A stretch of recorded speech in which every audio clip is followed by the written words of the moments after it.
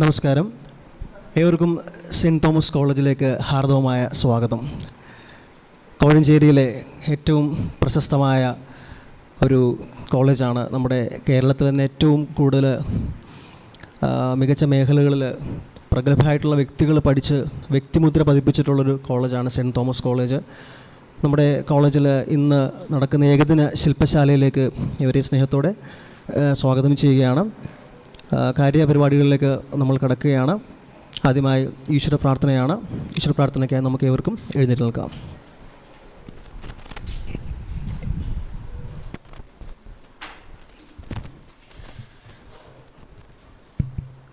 കാൽവറിയിൽ ആകുലമരത്തിൽ എൻ പാപമെല്ലാം വഹിച്ചവനേ, എനിക്കായി തകർന്നയൻ പ്രാണനാഥനെ സ്നേഹിക്കും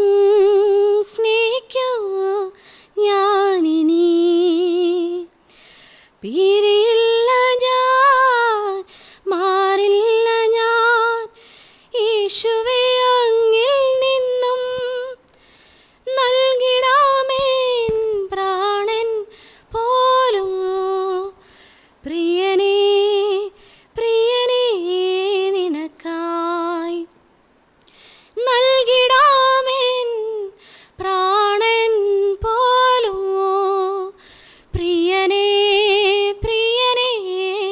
നിനക്കായി എത്രയോ അങ്ങേ തള്ളി പറഞ്ഞു ഞാൻ, എങ്കിലും എന്നെ സ്നേഹിച്ചു. എത്രയോ പാപം ചെയ്തു അകന്നു ഞാൻ, എങ്കിലും ക്ഷമിച്ചില്ലേ നീ. പിരിയില്ല ഞാൻ, മാറില്ല ഞാൻ, യേശുവേ അങ്ങിൽ നിന്നും നൽകിടാമേൻ പ്രാണൻ പോലോ. പ്രിയനേ നിനക്കായി.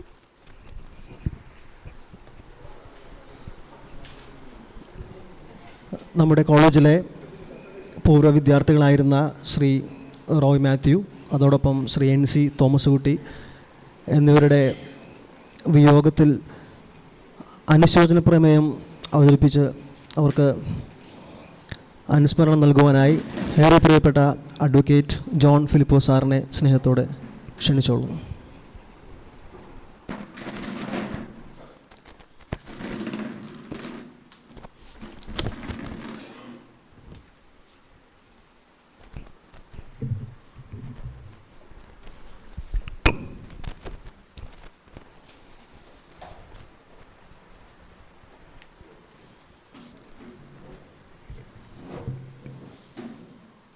വേദിയിൽ ഉപവിഷ്ടരായിരിക്കുന്ന പ്രധാന അതിഥികൾ, പ്രിയപ്പെട്ട AJ ഫിലിപ്സ് സാറ്, പ്രിയപ്പെട്ട ജിജി മാമൻ, ബഹുമാന്യനായ പ്രിൻസിപ്പൽ റോയ് സാറ്, അലുമിനി അസോസിയേഷൻ്റെ ചെയർമാൻ പ്രിയപ്പെട്ട വിക്ടർ T. തോമസ്,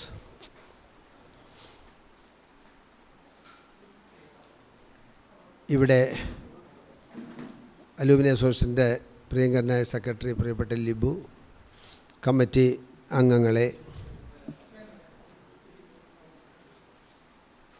HOD ബഹുമാന്യരായ HODമാർ, അധ്യാപകർ, അനധ്യാപകർ, വിദ്യാർത്ഥികൾ ഏവരുമേ, ഇത് അലൂമിനിയുടെ ഒരു സ്പെഷ്യൽ സെഷൻ ആണ് എന്ന് നിങ്ങൾക്കറിയാം.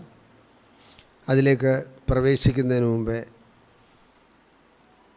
ഇന്ന് ഒരു പ്രത്യേക കടമ ഞാൻ നിർവഹിക്കുകയാണ്. നമ്മുടെ ഈ അലൂമിനി അസോസിയേഷൻ ഉണ്ടായ കാലം മുതൽ ഇതിൻ്റെ അംഗമായിട്ടും ഭാരവാഹിയായിട്ടും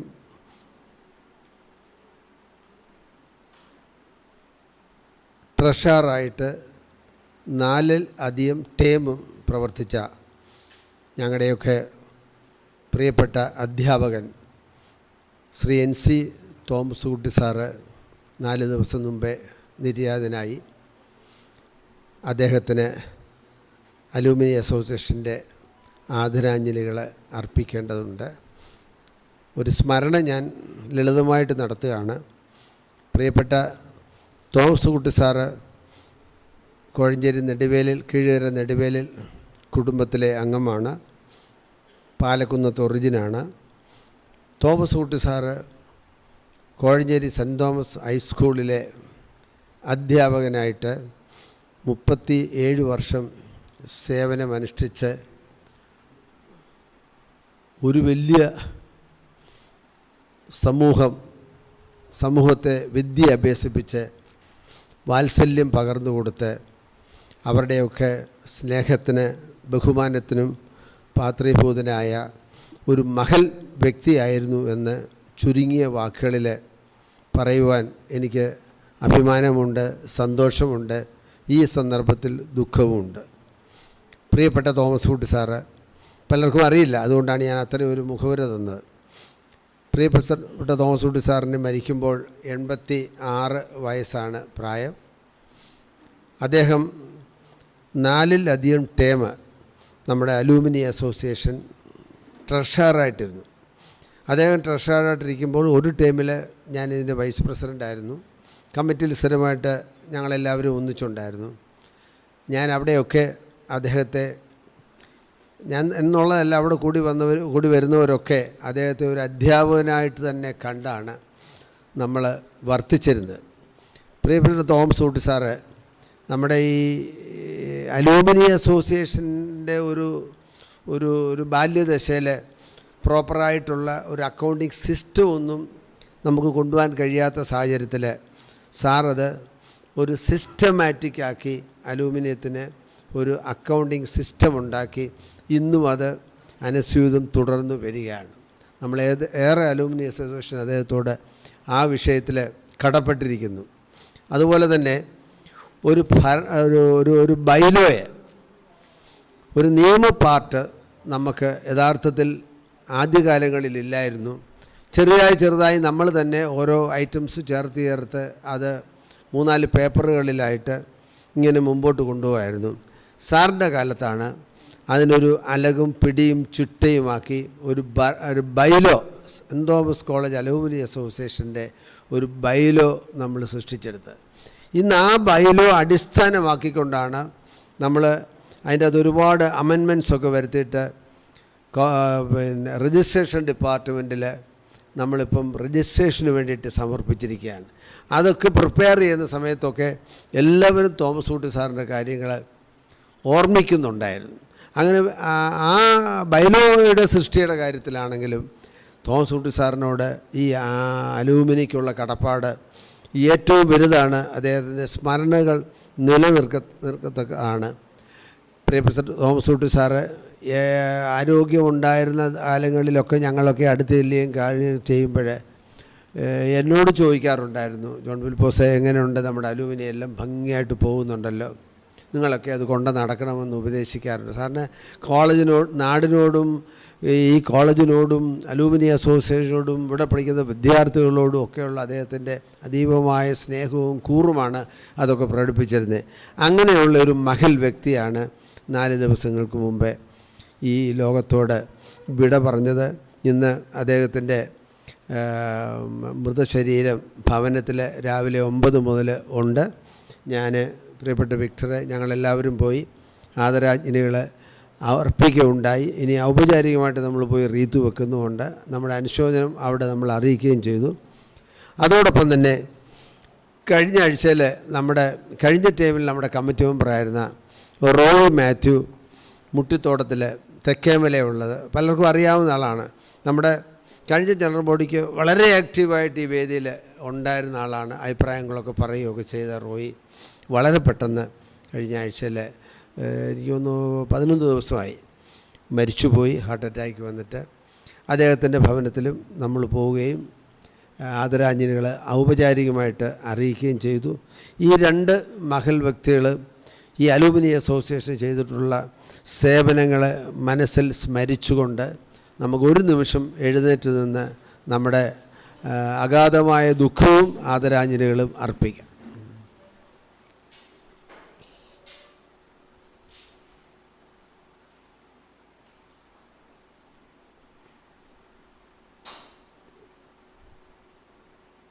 താങ്ക് യു.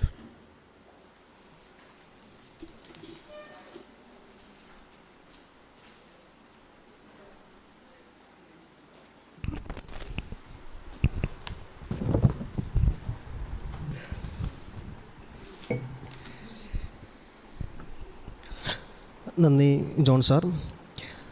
നമ്മുടെ ഇന്നത്തെ ഈ ഏകദിന ശില്പശാലയ്ക്ക് സ്വാഗതം ആശംസിക്കുന്നത് നമ്മുടെ കോളേജിലെ മുൻ വിദ്യാർത്ഥിയും നമ്മുടെ സെറിഫിഡിൻ്റെ മുൻ ചെയർമാനുമായിരുന്ന വിക്ടർ ടി തോമസ് സാറാണ്.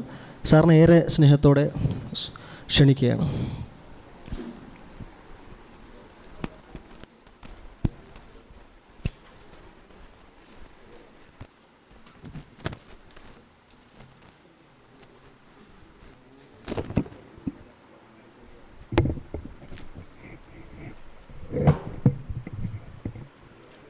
യോഗാധ്യക്ഷൻ, കോഴഞ്ചേരി സെൻറ് തോമസ് കോളേജിൻ്റെ ആദരണീയനായ പ്രിൻസിപ്പൽ റോയ് സാർ, നമ്മുടെ ഇന്നത്തെ നമ്മുടെ വിശിഷ്ട അതിഥികൾ, കോഴഞ്ചേരി കോളേജിൻ്റെ അഭിമാനമായി രാജ്യം മൊത്തം അറിയപ്പെടുന്ന വ്യക്തിത്വങ്ങളായി മാറിയ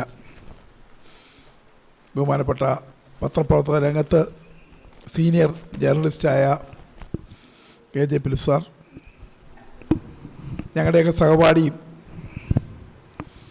ചുരുങ്ങിയ കാലഘട്ടങ്ങളിൽ ഓൾ ഇന്ത്യ ലെവലിലുള്ള ഉന്നതമായ സ്ഥാപനങ്ങളുടെ മുദ്രയുടെ ചെയർമാനായും നവാർഡിൻ്റെ പല വിങ്ങുകളുടെ ചെയർമാനായും ഇപ്പോൾ നവാർഡിൻ്റെ നാപ്സിൻസിൻ്റെ മാനേജിംഗ് ഡയറക്ടറായും പ്രവർത്തിക്കുന്ന പ്രിയപ്പെട്ട ജിജി മാമൻ, ബഹുമാനപ്പെട്ട കോളേജിൻ്റെ ട്രഷറർ എബിൻ, ബഹുമാനായ കോളേജിൻ്റെ മുൻ principal doctor Mathew P John, നമ്മുടെ അലുമിനിയുടെ എല്ലാവും എല്ലാ കാര്യങ്ങൾക്കും നമുക്കെന്നും മാർഗനിർദ്ദേശം നൽകുന്ന നമ്മുടെ പ്രിയപ്പെട്ട അഡ്വക്കേറ്റ് ജോൺ ഫിലിപ്പോസ് സാർ, അലുമിനിയുടെ എക്സിക്യൂട്ടീവ് കമ്മിറ്റി അംഗങ്ങളായ ഷീന ഈപ്പൻ, ബിജൂസ്, കോശി, ബഹുമാനപ്പെട്ട തമ്പു, ബഹുമാനപ്പെട്ട അനിൽ, ബഹുമാനപ്പെട്ട ബഹുമാനപ്പെട്ട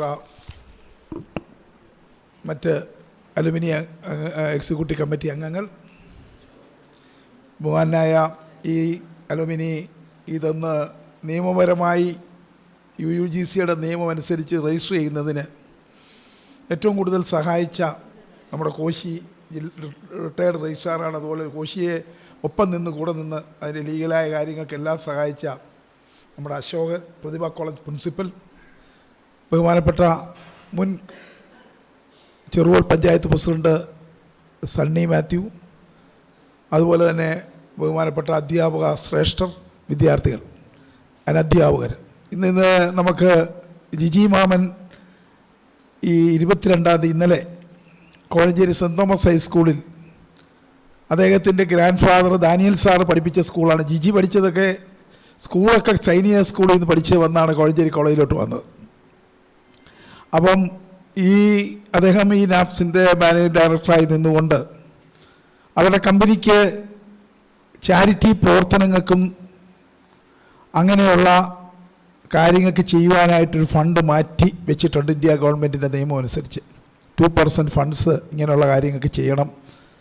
അപ്പം അവിചാരിതമായി ഇതിനെക്കുറിച്ചൊക്കെ അറിഞ്ഞപ്പോൾ ഞാൻ പറഞ്ഞു, എടാ നാടിനൊക്കെ എന്തെങ്കിലും ചെയ്യാൻ കിട്ടുന്ന അവസരങ്ങൾ പിന്നെ കിട്ടത്തില്ല, നമുക്ക് ചെയ്യണം എന്ന് പറഞ്ഞു. അദ്ദേഹം കോഴഞ്ചേരി ഗവൺമെൻറ് ആശുപത്രി കോവിഡ് സമയത്ത് ഏതാണ്ട് 20 ലക്ഷത്തോളം അടുത്ത് ഫണ്ട് കൊടുത്ത് സഹായിക്കുകയുണ്ടായി. ഈ ജില്ലയിൽ ഒത്തിരി അങ്ങനെയുള്ള ഗവൺമെൻറ് ഹോസ്പിറ്റലുകൾ, സ്ഥാപനങ്ങൾ ഒത്തിരി കൊടുത്തപ്പോഴാണ് ഞാനെന്നാൽ കോഴഞ്ചേരി കോളേജിൽ എന്തെങ്കിലും ഒന്ന് ചെയ്യിക്കണം എന്ന് പറഞ്ഞപ്പം അപ്പോഴാണ് ഞാൻ ഇവിടുന്ന് കോളേജിൻ്റെ കൗൺസിലിരിക്കുമ്പോൾ ഞാൻ അച്ഛനുമായിട്ട് ഇങ്ങനെ സംസാരിച്ചുകൊണ്ടിരുന്നപ്പോൾ അച്ഛൻ പറഞ്ഞു, കോളേജിന് ഫണ്ട്സിന് നമുക്ക് സെക്കൻഡായിട്ട് ചെയ്യാം.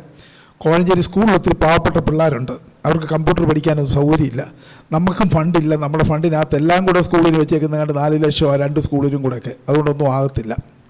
അപ്പോൾ ഞാൻ ജിജിയോട് സംസാരിച്ചു, എടാ ഇതിങ്ങനെ ഒരു പ്രോജക്റ്റ് സ്കൂളിൽ നിൻ്റെ ഗ്രാൻഡ് ഫാദർ പഠിപ്പിച്ച സ്കൂളാണ്, ആ പുള്ളിയുടെ ഒരു ആത്മാവിന് സന്തോഷമായിരിക്കും എന്തെങ്കിലും ഒന്ന് ചെയ്താൽ. അപ്പോൾ ഞാൻ നോക്കട്ടാ എന്ന് പറഞ്ഞു. നീ എന്തായാലും അതിൻ്റെ പ്രപ്പോസലൊക്കെ അയച്ചു തരാൻ പറഞ്ഞു. ഞാൻ ആ പ്രപ്പോസൽ അയച്ചു. അവർക്ക് നിയമപരമായൊരു പ്രശ്നം, ഇത് ഗവൺമെൻറ് സ്ഥാപനങ്ങൾക്ക് ഇങ്ങനെയുള്ള പഞ്ചായത്തുകൾക്കോ അല്ലെങ്കിൽ ഗവൺമെൻറ് സ്കൂളുകൾക്കോ ഗവൺമെൻറ് കോളേജുകൾക്കോ കൊടുക്കാനൊരു നിയമം ഇതുവരെ ഉള്ളായിരുന്നു. ഞാൻ പറയണ നീ ഒന്ന് നോക്ക്, നിയമമൊക്കെ നമ്മൾ പരിശ്രമിച്ചാൽ അതിനനുസരിച്ച് ആനുകൂലമായി നമുക്കൊക്കെ ഉണ്ടാക്കാൻ നോക്കി ശ്രമിച്ച് നോക്കാം. എന്നാൽ ഞാൻ ഞങ്ങളുടെ ബോർഡിൽ ഞാനൊന്ന് പ്രസൻറ്റ് ചെയ്ത് നോക്കാം. അപ്പോൾ എന്നോട് പറഞ്ഞു അത്യാവശ്യമായിട്ട് ഗവൺമെൻറ് ശമ്പളം മേടിക്കുന്ന എയ്ഡഡ് സ്കൂളാണെന്നുള്ളതിൻ്റെ DOയുടെയും ഡെപ്യൂട്ടി ഡയറക്ടറുടെയും RDDയുടെയും ഒക്കെ സർട്ടിഫിക്കറ്റ് മേടിച്ച് എന്തായാലും പരിശ്രമിച്ച് നോക്കാം എന്ന് പറഞ്ഞു. ജിജി ആത്മാർത്ഥമായി അത് പരിശ്രമിച്ച് 15 ലക്ഷം രൂപ കോഴഞ്ചേരി St.Thomas സ്കൂളിലെ നല്ല ഹൈടെക് കമ്പ്യൂട്ടർ ലാബ് ഇന്നലെ വന്ന് ജിജി വന്ന് ഉദ്ഘാടനം ചെയ്തപ്പോൾ വലിയ സന്തോഷമുണ്ടായി. ഞാൻ അവനോട് പറഞ്ഞു, അവൻ അധികം നാൾ ഇനി റിട്ടയർ ചെയ്യാനില്ലെന്ന് പറഞ്ഞു. ഞാൻ പറഞ്ഞു, നീ റിട്ടയർ ചെയ്യുന്നതിന് മുമ്പ് കോഴഞ്ചേരി കോളേജിനാണ് ആദ്യം, നീ കോളേജിൽ പഠിച്ചതായതുകൊണ്ട് കോളേജിന് കൂടെ ചെന്നാലല്ല നമുക്കതിൻ്റെ പഴുതിലേക്ക്. അപ്പം ജിജി ഇന്നലെ പ്രസംഗിച്ചപ്പോൾ എനിക്ക് സന്തോഷം തോന്നി. ജിജി പറഞ്ഞു, ആദ്യമായിട്ടാണ് ഞങ്ങളിങ്ങനെ ഒരു എയ്ഡഡ് സ്കൂൾ മാനേജ്മെൻറ്റ് സ്കൂളിന് കൊടുക്കുന്നത് ആദ്യത്തെ പ്രൊജക്റ്റായതെന്ന് പറഞ്ഞു. അതുകൊണ്ട് ജിജി രണ്ടാമത്തെ പ്രൊജക്റ്റ് ഇതായിരിക്കണം, അതുകൂടെ നടത്തിത്തരണം എന്ന് ഇവിടെ കൂടിയിരിക്കുന്ന എല്ലാവരുടെയും നാമധേയത്തിൽ ഞാൻ ഒരു റിക്വസ്റ്റ് നടത്തുകയാണ്. എനിക്ക് അത് ചോദിക്കാനും പറയാനും നമ്മൾ തമ്മിലുള്ള പഴയ സുഹൃബന്ധം എന്നുള്ള നിലയിൽ അത് ഉണ്ട്. ഞാൻ ഇനി എൻ്റെ കർത്തവ്യത്തിലേക്ക് കടക്കട്ടെ. എന്നെ ഏൽപ്പിച്ചിരിക്കുന്ന ചടങ്ങ്, ഇപ്പോൾ കർത്തവ്യത്തിന് മുമ്പ് ഇവിടെ നമ്മുടെ സാറിൻ്റെ കാര്യം പറഞ്ഞു. തോമസ് കുട്ടി സാർ ഇതിൻ്റെ ദീർഘകാല അലുമിനിയുടെ ട്രഷററും അതിൻ്റെ എല്ലാ കാര്യത്തിനും മുന്നേ ഞങ്ങളുടെയൊക്കെ അധ്യാപകനായിരുന്നു. അതുപോലെ തന്നെ ഇവിടുത്തെ ഇവിടെ അലുമിനിയം ഇവിടെ നമ്മൾ അനുസ്മരണം നടത്തി പോറ്റി സാറ് ഈ കോളേജ് തുടങ്ങിയപ്പോൾ ഉള്ള ആളായിരുന്നു. PS തോമസ് സാറ് എൻ്റെ മരണം കഴിഞ്ഞു. മാത്യു തോമസ് ഇവിടുത്തെ കോളേജിലെ സൂപ്രണ്ടായിരുന്നു. വിദ്യാർത്ഥികളുടെ കാര്യം ഇവിടെ സൂചിപ്പിച്ചു. റോയ് നെല്ലിക്കാല ഈ അടുത്ത കാലത്ത് നമ്മളിൽ നിന്ന് വിട്ടുപോയി. റോയ് മുട്ടിത്തോടത്തിൽ പോയി. പല വിദ്യാർത്ഥികളും നമ്മുടെ ഈ കോവിഡും അതുപോലെ തന്നെ അകാല മരണം ഉണ്ടായി. അതൊക്കെ നമ്മൾ ജനറലായിട്ട് ഇന്നിപ്പോൾ ഈ മീറ്റിംഗ് പെട്ടെന്ന് അറേഞ്ച് ചെയ്യാൻ പലർക്കും അസൗകര്യം. ഇപ്പോൾ പ്രിൻസിപ്പലും ഇതിൻ്റെ സെക്രട്ടറിയും ലിബു സാറ് ഇതിൻ്റെ ഇവിടുത്തെ സ്കൂളിലെ എക്സാമിനേഷൻ്റെ മുഴുവൻ ഡ്യൂട്ടി പുള്ളിക്കാം. അതിൻ്റെ ഇടയിലാണ് പുള്ളി ഇത് ചെയ്യുന്നത്. എന്നോട് പറയും എക്സാമാണ് നമുക്ക്, പക്ഷേ ഞാൻ പറഞ്ഞു ജിജിയെ എപ്പോഴും നമുക്ക് കിട്ടത്തില്ല. അപ്പം അവന് ഈ 22-ാം തീയതി എന്തായാലും ഈ സ്കൂളിൽ വരുന്നുണ്ട്. അപ്പോൾ 23-ാം തീയതി നമുക്ക് സമയം തരണം എന്ന് പറഞ്ഞു. അങ്ങനെ സമയം തന്നപ്പോൾ നമ്മൾ ഇങ്ങനെ പെട്ടെന്ന് കൂട്ടിയതാണ്. അല്ലെങ്കിൽ നമുക്കിത് വലിയൊരു സമ്മേളനമായിട്ട് തന്നെ വിളിച്ചു കൂട്ടാനായിരുന്നു. പക്ഷേ ഇന്നിപ്പോഴത്തെ സാഹചര്യത്തിൽ പലർക്കും എക്സാം ഡ്യൂട്ടിയും എക്സാമിനേഷൻ്റെ ധൃതിയും ഒക്കെ ആയതുകൊണ്ടും ഒക്കെ കുറേ നമ്മൾ ഉദ്ദേശിച്ച എല്ലാവരും വന്നില്ല. അപ്പം ഞാൻ അവരുടെ അസാന്നിധ്യത്തിലാണ് എല്ലാവരുടെ മനസ്സ്. ഇത് ഓൺലൈനിലായിട്ട് അതുകൊണ്ട് എല്ലാവരും ഇത് ഓൺലൈനിൽ ലോകത്തിലുള്ള എല്ലാവരും കാണാനുള്ള സംവിധാനം ചെയ്തിട്ടുണ്ട്. ഈ പരിപാടി ഇവിടെ ഇപ്പം നമ്മൾ ഈ ഹോളിൽ ഇത്ര ആളുകളെ ഉള്ളെങ്കിലും ലോകത്തിൻ്റെ വിവിധ ഭാഗത്തുള്ള കോഴഞ്ചേരി കോളേജിൻ്റെ അലുമിനി അംഗങ്ങൾക്ക് കാണുവാനുള്ള സംവിധാനം നമ്മൾ ചെയ്തിട്ടുണ്ട്. അതുകൊണ്ട് ഞാൻ യോഗത്തിൻ്റെ അധ്യക്ഷത വഹിക്കുന്നത് കോളേജിൻ്റെ പ്രിൻസിപ്പലും അലുമിനിയുടെ പ്രസിഡൻറ്റുമായ ഡോക്ടർ റോയ് സാറാണ്. റോയ് സാറിൻ്റെ ജോലി തിരക്ക് വാസ്തവത്തിൽ വളരെയധികം ഇപ്പോൾ പ്രിൻസിപ്പലിൻ്റെയും അധ്യാപകരുടെയൊക്കെ UGC വന്നാൽ പിന്നെ അവർക്ക് നിൽക്കാനും ഇരിക്കാനും സമയമില്ല, കിടക്കാൻ സമയമുണ്ടോയെന്ന് എനിക്കറിയത്തില്ല. അത്രമാത്രം ജോലി തിരക്കിനിടയിലാണ് ഇവരൊക്കെ ഈ കാര്യത്തിൽ. എന്നാൽ അതിൻ്റെ ഇടയിൽ ഞാനെപ്പോഴും എൻ്റെ ഒരു സ്വഭാവം ഒരു പരിപാടിയിട്ട് അതിന് ജയിപ്പിക്കണം. ഞാനിവരെ ശല്യപ്പെടുത്തിക്കൊണ്ടിരിക്കും. ഇന്നലെ ഞാൻ വൈകിട്ട് വിളിച്ചിട്ട് പുള്ളി എടുത്തില്ല, ശല്യമായെന്ന് കണ്ടായിരിക്കും. ഇവരെയൊക്കെ വിളിച്ച് ഞാൻ ബഹളം വെച്ചുകൊണ്ട് ഇത് പരിപാടി നമുക്കെന്ന് വെച്ചാൽ കോളേജ് എന്ന് പറയുന്നത് 70 വർഷത്തെ 75ലേക്ക് കടക്കുകയാണ്. ഈ 75-ാം വർഷത്തിന് മുമ്പായിട്ട് നമ്മളിവിടെ പഠിച്ചിറങ്ങിയ മുഴുവൻ പിള്ളേരെയും നമ്മുടെ ഈ സ്റ്റേഡിയത്തിൽ വിപുലമായ എല്ലാ ഡിപ്പാർട്ട്മെൻറ്റുകളെയും കൂടെ ഉണ്ടാക്കിയെടുത്ത് ഒരു കൊടക്കീഴിൽ ഞാൻ അതിന് മോഡൽ ഈ കോളേജിന് കാണിച്ചു കൊടുത്തു. മാത്തമാറ്റിക്സ് അലുമിനി അന്നത്തെ പ്രിൻസിപ്പലിനൊക്കെ എൻ്റെ ഒരു അഭിപ്രായ കാര്യം ജനറൽ അലുമിനെ വിളിക്കും ആൾ കുറവ്, നമ്മുടെ മാത്തമാറ്റിക്സ് അലുമിനെ വിളിക്കും കോഴഞ്ചേരി കോളേജിൻ്റെ ഓഡിറ്റോറിയം നിറച്ച ആൾ. അപ്പോൾ ഈ ഒരു കമ്പാരിസൺ വരുമ്പോൾ സ്വാഭാവികമായിട്ടുണ്ടാകുന്ന അതിനുണ്ടല്ലോ എന്നൊരു തോന്നൽ, അത് കുറ്റപ്പെടുത്തിയിട്ട് കാര്യമില്ല. പക്ഷേ ആ കുറ്റപ്പെടുത്തൽ നമുക്ക് മാറ്റാം. 12 ഡിപ്പാർട്ട്മെൻ്റ് ഉണ്ട് നമുക്ക്.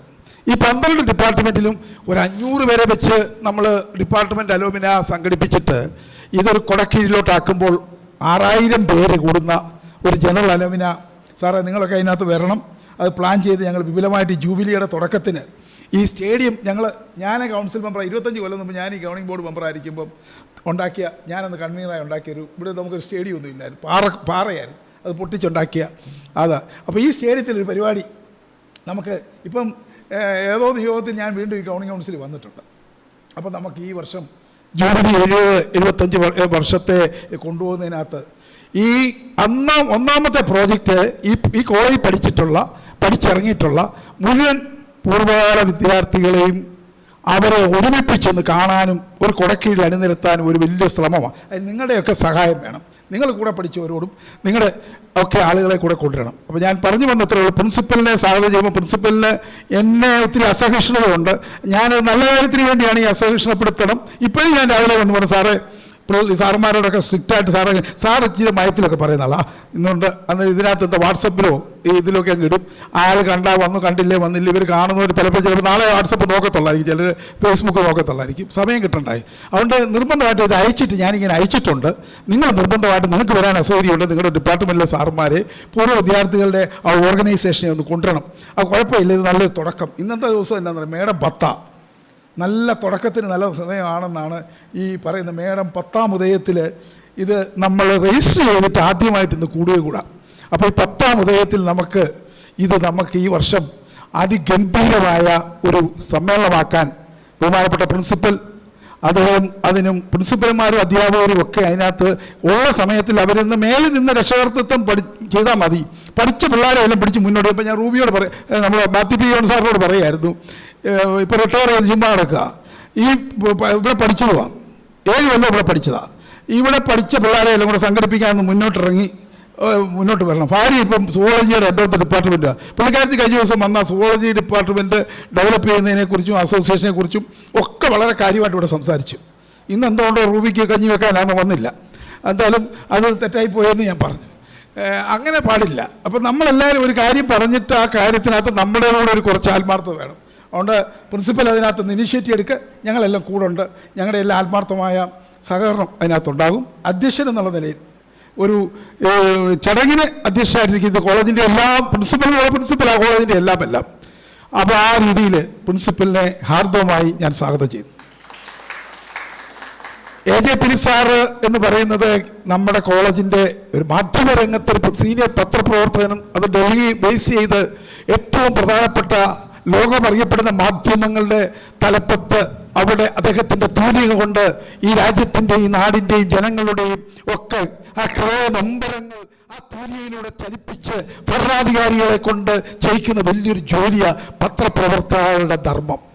അപ്പം അത് പ്രത്യേകിച്ച് വലിയ വലിയ പത്രങ്ങളുടെ നാഷണൽ ലെവലിലും ഇൻ്റർനാഷണൽ ലെവലിൽ ഇരിക്കുന്ന പത്രത്തിൻ്റെയൊക്കെ എഡിറ്ററായും എഴുത്തുകാരനായും ഒക്കെ എഴുതുമ്പോൾ അദ്ദേഹത്തിൻ്റെ ആശയങ്ങൾ ലോകം മൊത്തം സഞ്ചരിക്കും. അപ്പോൾ കോഴഞ്ചേരി കോളേജിൻ്റെ ഒരു പ്രതിഭ, ഒത്തിരി പത്രപ്രവർത്തകർ കോഴഞ്ചേരി കോളേജിൽ നിന്നുണ്ടായിട്ടുണ്ട്. എല്ലാ വിഷ്വൽ മീഡിയയിലും ഏഷ്യാനെറ്റിലാണെങ്കിലും മനോരമയിലാണെങ്കിലും ഒത്തിരി പത്രങ്ങളിലുണ്ട്. അവരെയൊക്കെ നമുക്ക് വിളിച്ചിട്ട് മാത്രമേ ഒരു കൂട്ടായ്മ നമുക്ക് നടത്തണം. ഇവിടെ പറയുക പത്രപ്രവർത്തകരെ വിളിച്ചിട്ട് അടുത്ത നമ്മുടെ കുഞ്ഞുങ്ങൾ അവർക്കും ഇതിനകത്തോട്ടുള്ള ഈ ലോകത്തിൻ്റെ ഈ തെറ്റും ശരിയും ജനഹൃദയങ്ങളിൽ മനസ്സിലാക്കത്തക്ക രീതിയിൽ ഈ വായനകളിലൂടെയും അല്ലെങ്കിൽ ഈ ശബ്ദങ്ങളിലൂടെയും കേൾക്കുമ്പോൾ അവർക്കിത് ഇന്നത്തെ വിദ്യാഭ്യാസത്തിൻ്റെ അർത്ഥം തെറ്റും ശരിയും മനസ്സിലാക്കുക എന്നുള്ള ഈ തെറ്റേതാ ശരിയേതാന്ന് അറിയാത്തൊരു കാലഘട്ടത്തിലേക്ക് വീണ്ടും വീണ്ടും പുതിയ ജനറേഷൻ പോയിക്കൊണ്ടിരിക്കുക, കലാലയങ്ങൾ അങ്ങനെ പോയിക്കൊണ്ടിരിക്കുക. ആ ഒരു തിരുത്തൽ ശക്തികളാക്കാൻ അടുത്ത തലമുറയെ കൂടെ വാർത്തെടുക്കുവാൻ അങ്ങയുടെ സീനിയർ പത്രപ്രവർത്തനം എന്ന നിലയിൽ ജൂനിയറായിട്ടുള്ളവരെ എല്ലാവരെയും വിളിച്ച് മാധ്യമ ശില്പശാല നമുക്ക് ഞാനാ പറഞ്ഞേക്കാം. ഞാൻ ഈ കോഴഞ്ചേരിയിൽ പഞ്ചായത്ത് പ്രസിഡന്റ് ആയിരുന്നപ്പം ആദ്യം നടത്തിയ ഇവിടെ ഒരു കാർഷിക പുഷ്പമേളയാണ്. 10 കൊല്ലം ഭംഗിയായിട്ട് നടത്തി. പിന്നെ കുറച്ച് വന്ന് പിന്നെ അത് ഉറപ്പിപ്പോയി. നമുക്ക് ഈ വക നല്ല നമ്മുടെ സ്റ്റേഡിയം അല്ലേ ഇപ്പോൾ വേസ്റ്റ് ഇടുന്നിടമായി. അവിടെയാണ് പുഷ്പമേള. ഉഗ്ര സ്റ്റേഡിയം നമുക്കിവിടെ ഉണ്ട്. ഈ കോളേജ് തൊടുപുഴ ന്യൂമാൻസ് കോളേജ് അറിയപ്പെടുന്നത് തൊടുപുഴ നടക്കുന്ന കാർഷിക മേളയോട് ലോകം ശ്രദ്ധിക്കുന്നത്. ഈ കോഴഞ്ചേരി കോളേജ് ഒരു കാർഷിക മേളയും നമ്മുടെ പൂർവ്വ വിദ്യാർത്ഥി സംഗമങ്ങളും അതിനകത്ത് ഓരോ ദിവസവും ഓരോ സെമിനാറുകൾ, മാധ്യമ സെമിനാറുകൾ, കാർഷിക സെമിനാറുകൾ, വിവിധ വിഷയങ്ങളെക്കുറിച്ച് അടുത്ത ജനറേഷന് ആ പഠിക്കുന്ന കുഞ്ഞുങ്ങൾക്ക് അവർക്ക് കണ്ട് മനസ്സിലാക്കി ഹൃദയത്തിൽ മനസ്സിലാക്കുന്ന പദ്ധതികളിലാണ്. അപ്പോൾ സാർ അതിനൊന്ന് ഇപ്പോഴൊന്ന് പ്ലാൻ ചെയ്യണം. അത് സാറിനെ അതിൻ്റെ ഉത്തരവാദിത്വം എടുക്കുന്നു. അതിൻ്റെ സ്പോൺസർമാരെ സാറ് കണ്ടുപിടിച്ച് തരണം. അതിന് വേണ്ടി സാറിനെ ഏൽപ്പിക്കുക. സാറ് തന്നെയല്ലേ വന്നത്. സാറ് ഇവിടെ പഠിച്ചപ്പോൾ സാറും മിടുക്കനാണെന്നുള്ള തെളിയിച്ചു. ഇവിടെ പഠിച്ചൊരു ഞങ്ങളുടെയൊക്കെ സഹപാഠിയുടെ പെങ്ങളെയും എൻ്റെ സിസ്റ്ററിൻ്റെ കൂടെയൊക്കെ പഠിച്ച ആളാണ് സാറിൻ്റെ മിസ്സസ്. ഈ കോളേഞ്ചേരി കോളേജ് ഇവിടെ പഠിച്ചിട്ട് അവരെ ഒന്നിച്ചത്. അപ്പോൾ അങ്ങനെ ഒരു നല്ല ബന്ധങ്ങൾക്ക് മാതൃകയാണ് ഇവരൊക്കെ. ഇന്നത്തെ പോലെ ഇന്നൊക്കെയൊക്കെ സൗഹൃദം എന്ന് പറയുന്നതൊക്കെ ആ സൗഹൃദത്തിൽ നിൽക്കും. ഇവരുടെ സൗഹൃദം എന്ന് പറയാൻ മരണം വരെ ആ സൗഹൃദമുണ്ട്. അപ്പോൾ അങ്ങനെയുള്ള സൗഹൃദത്തിലേക്ക് നമ്മുടെ പിള്ളേരുമൊക്കെ പോകാൻ ഒരു മാതൃകാ ദമ്പതികളാണ്.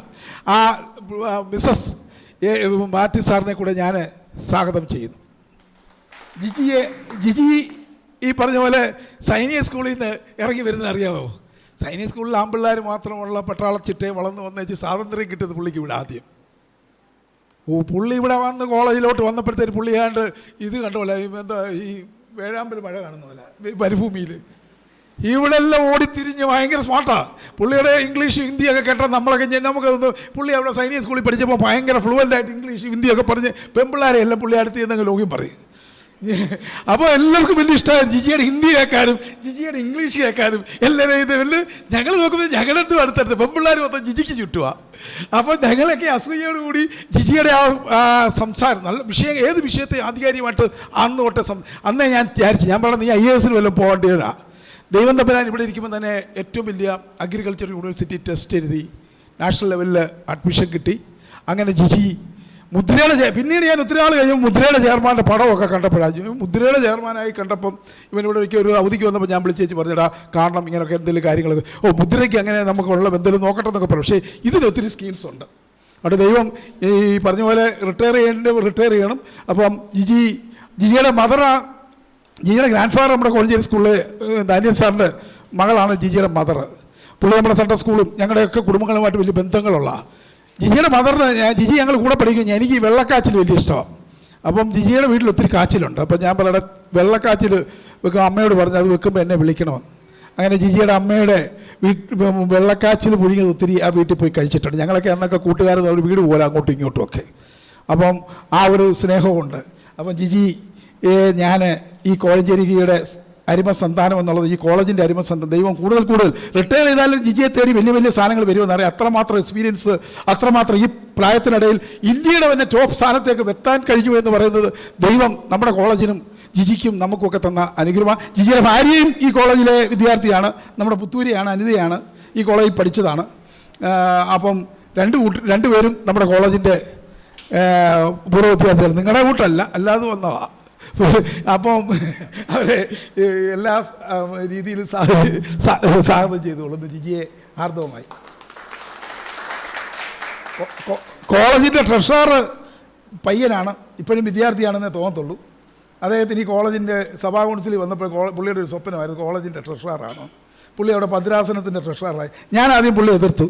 ഞാൻ പറയുന്നത് കോഴഞ്ചേരിക്കാർക്കുള്ളതാണ്, കോഴഞ്ചേരിക്കാരുണ്ടാക്കിയ കോളേജാണ്, നീ ഈ ട്രഷറാകാനൊന്നും ഇങ്ങോട്ട് വരണ്ട. പക്ഷേ ദൈവനിയോഗം അതായിരുന്നു, പുള്ളിക്ക് ആകാനൊരു സാഹചര്യം ഉണ്ടായി. നമ്മുടെ മിടുക്കനായ ചെറുപ്പക്കാരനായ ട്രഷറാണ്. എല്ലാ കാര്യത്തിനകത്തും എനിക്കൊരു കൊച്ചനിയനെ പോലെ ചെവിക്ക് പിടിക്കാവുന്ന ഒരുത്തനാണ്. അപ്പം പുള്ളി ഈ കോളേജിൻ്റെ അലുമിനിക്ക് എല്ലാ കാര്യത്തിനകത്തും സഹകരിക്കണമെന്നും അതിന് സഹകരിക്കാൻ മനസ്സുണ്ട്. ഈ കാലഘട്ടങ്ങളിൽ നമ്മുടെ ജൂബിലി കാലഘട്ടത്തിൽ ദൈവം തന്നൊരു നിയോഗമാണ്. ആ ട്രഷറർ എബിൻ കൈതവനെ ഹാർദവമായി സ്വാഗതം ചെയ്യും. മുൻ പ്രിൻസിപ്പലിനെ പറ്റി ഞാനൊന്നും പറയണ്ടല്ലോ, നിങ്ങളോടൊക്കെ പറഞ്ഞ അതേ പ്രസംഗമാണ്. ഞാനും ഇതുപോലെ പലപ്പോഴും ഈ പുള്ളിയോട് ഇന്ന് ഭാര്യയെ കൊണ്ടുവരാൻ ഞാനൊരു കാര്യം പറഞ്ഞു. അത് കഴിഞ്ഞ് ഇനിയും തൊട്ട് ഏറ്റെടുക്കാമെന്ന് എന്നോട് പറഞ്ഞിട്ടുണ്ട്.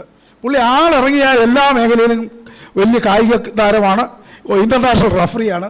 പക്ഷേ റഫറി എല്ലാവരോടും നിർത്താൻ പറയല്ല, ഇനി സ്റ്റാർട്ട് ചെയ്യാനുള്ള വിസിലടിക്കണം.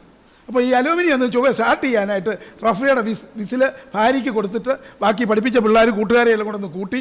കൊമേഴ്സ് ആ പുള്ളി 7 കൊല്ലം ഇവിടെ പഠിച്ചതാണ്. അപ്പോൾ അത് തന്നെയല്ല ഇവിടെ പ്രിൻസിപ്പലായിട്ടിരുന്ന ഈ പഠിപ്പിച്ച പിള്ളേരെ എല്ലാം കൂടെ ഒന്ന് കൂട്ടി നമുക്ക് ഈ ജൂബിലി സമ്മേളനം വിജയിപ്പിക്കാൻ ഡോക്ടർ മാത്യു പി ജോണിൻ്റെ എല്ലാ സഹകരണവും ഉണ്ടാകും. അദ്ദേഹത്തെ ഞാൻ സ്വാഗതം ചെയ്യുന്നു. ജോൺ ഫിലിപ്പോസ് സാറിനെ പറ്റി ഞാനൊന്നും പറയേണ്ട കാര്യമില്ല. ഈ കോളേജിലെ പൂർവ്വ വിദ്യാർത്ഥി. ഒരു കാലഘട്ടങ്ങളിൽ ഇവരുമൊക്കെ നിങ്ങളുടെ AJ ഫിലിപ്പ് സാറിൻ്റെ മാതൃക, ഇവരുടെ മാതൃകയാണ് നിങ്ങൾ കാണിയെന്ന് അറിയത്തില്ല. ഇവരെല്ലാം ഈ കോളേജിൽ പഠിച്ച സാലി ഫ്രണ്ടാണ്. നമ്മുടെ ഫിലിപ്പോസ് തോമസിൻ്റെ ഭാര്യയും എല്ലാം നിങ്ങളെല്ലാം ഫ്രണ്ട്സാണല്ലോ. ആ കാലത്തെ അവർ കുറേ പ്രണയ ജോഡികൾ കല്യാണം കഴിച്ച് നല്ലതായിട്ട് ജീവിക്കുന്നുണ്ട്. ആ സാലി എൻ്റെ സഹോദരിയും കൂടെ. അപ്പം അവർ ജോൺ ഫിലിപ്പോസ് സാറിനെ പ്രത്യേകമായി ഈ അലുമിനിക്ക് അദ്ദേഹം കാണിക്കുന്ന ആത്മാർത്ഥത അങ്ങേയറ്റം സ്വാഗതം ചെയ്തു. പിന്നെ തമ്പു ജോർജ് ഇവിടെ മടത്തിപ്പറമ്പിലെയാണ്. നമ്മൾ വലിയ വലിയ പ്രഗത്ഭന്മാരെ ഈ കോഴഞ്ചേരി സൃഷ്ടിച്ചതിൽ ഡോക്ടർ എം തോമസ് എന്ന് പറയുന്ന മുൻ ഗവർണറായിരുന്നു. ചെറിയാൻ എന്ന് പറയുന്ന കേരളത്തിലെ ആദ്യത്തെ അഡ്വക്കേറ്റ് KSRTCയുടെ ചെയർമാനായിരുന്നു, അഡ്വക്കേറ്റ് ജനറലായിരുന്നു. അദ്ദേഹത്തിൻ്റെ മകനാണ് ഇപ്പോൾ അശോക് ചെറിയാൻ, ഹൈക്കോടതിയിലെ അഡീഷണൽ അഡ്വക്കേറ്റ് ജനറൽ. ഇവരെല്ലാം ഈ കോളേജിന് ഏറ്റവും അടുത്ത് കിടക്കുന്നവരാണ്.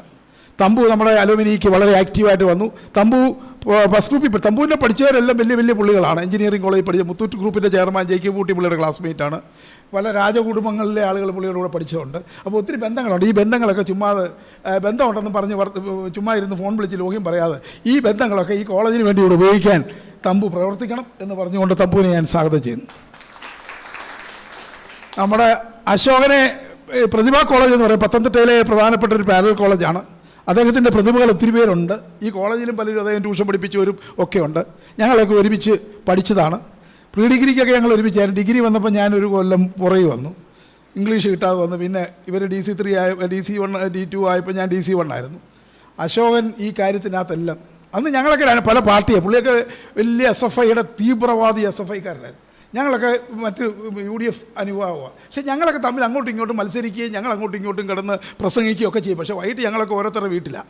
അവിടെ ഉത്സവം ഉണ്ടെങ്കിൽ ഞങ്ങളെ വിളിക്കും, അവിടെ പരിപാടി ഉണ്ടെങ്കിൽ വിളിക്കും, വീട്ടിൽ എന്ത് ഫംഗ്ഷൻ ഉണ്ടെങ്കിൽ വിളിക്കും. ആ ഒരു സഹോദര ബന്ധം ഇന്നും നിലനിൽക്കുന്നുണ്ട്. അപ്പം അശോകനോട് ഞാൻ പറഞ്ഞു, അശോകൻ ഇതിനകത്തൊക്കെ പ്രിൻസിപ്പലിനെ സമയക്കുറവുകൊണ്ട് സഹായിക്കണം. കോശി ഇവരെല്ലാം ഇരുന്ന് പഠിച്ചാൽ വളരെ സന്തോഷത്തോടു കൂടി വന്നതിൽ അശോകനെ സ്വാഗതം ചെയ്യും. സണ്ണി മാത്യു ചെറുവ പഞ്ചായത്ത് പ്രസിഡൻ്റായിരുന്നു. പുള്ളി ഗൾഫിൽ നിന്ന് വന്നപ്പോഴേ ഇന്നലെ എന്നെ വിളിച്ച് ഞാനിങ്ങനെ ഇവിടെ ഉണ്ട്. ഞാൻ പറയാം നീ ഇങ്ങോട്ട് വാ, ഞങ്ങൾ ഒരുമിച്ച് പഠിച്ചവരാണ്. ഈ പരിപാടിയിൽ പങ്കെടുത്ത് സ്വാഗതം ചെയ്യുന്നു.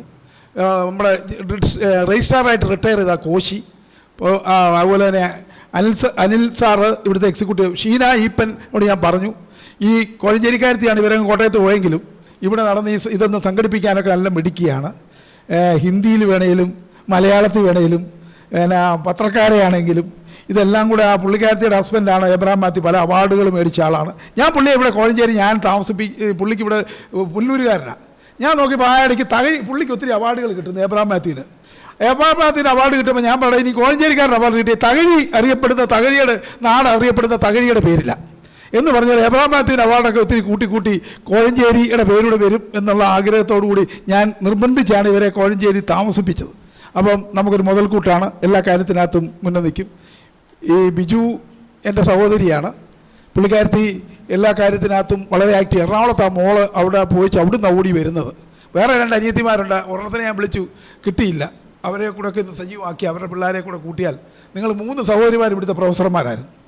ഇളയ സഹോദരിക്ക് ആരോഗ്യ പ്രശ്നമുണ്ട്, എന്നാലും എല്ലാവരെയും സംഘടിപ്പിക്കാനും അവിടുത്തെ ഫോണിലൊക്കെ വിളിച്ച് നിങ്ങൾ 3 പേരും കൂടെ 3 ഡിപ്പാർട്ട്മെൻറ്റും കെമിസ്ട്രിയും ഫിസിക്സും ഹിന്ദിയും കൂടെ നമുക്കൊന്ന് ശക്തമാക്കണം ഡിപ്പാർട്ട്മെൻറ്റ് അനുമതി. പിന്നെ നമ്മുടെ ഇതിൻ്റെ സെക്രട്ടറി ഉണ്ട് ലിബു സാർ, പുള്ളി ഇങ്ങനെ പരീക്ഷയുടെ ഇടയ്ക്ക് ഇത് ഇട്ടെന്ന് പറഞ്ഞ് എന്നോട് ഇപ്പോൾ പ്രയാസം. ഞാൻ അന്നേ പറഞ്ഞു, എനിക്ക് എന്നോട് തെളിച്ച് പറയാഞ്ഞുകൊണ്ട് ഞാൻ മനസ്സിലാക്കിയില്ല. ആ ലിബൂസിനെ ഈ ദില്ലിക്കിടയിൽ ഉറങ്ങിയിട്ട് ഇന്നലെ ഒന്നും ഉറങ്ങിയില്ലെന്ന് എന്നോട് പറഞ്ഞു.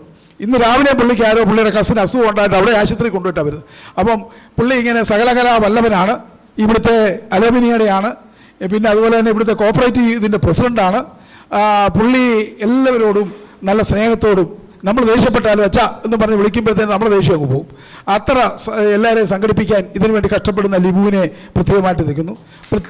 മറ്റ് ഇവിടെ വന്നിരിക്കുന്ന മുഴുവൻ അധ്യാപക ശ്രേഷ്ഠരെയും പ്രത്യേകമായി അനധ്യാപകർ ജോബി ഉൾപ്പെടെ, അതുപോലെ ഇതിൻ്റെ കോർഡിനേറ്ററായിട്ട് സിറിൽ ഓടി നടന്ന് ഈ പബ്ലിസിറ്റിക്കൊക്കെ വന്നു. ഡിപ്പാർട്ട്മെൻറ്റ്സിൽ നിന്ന് വന്നാൽ നിങ്ങൾ അധ്യാപകരെ 3 പേരാണ്. ആരൊക്കെ വന്നേക്കുന്നത്? 3 പേരല്ലേ ഉള്ളൂ? 4 പേരോ? 5? എത്ര പേരുണ്ട്? നിങ്ങളുടെ എണ്ണം എനിക്ക് വേണം. അത് കാര്യം നിങ്ങൾ 5 പേര് ഇവിടെ വന്നിട്ടുണ്ട്, പോരാ. അതുകൊണ്ട് നമുക്ക് 12 ഡിപ്പാർട്ട്മെൻറ്റിൽ നിന്ന് 5 പേര് വന്നാൽ 60 പേരാകും.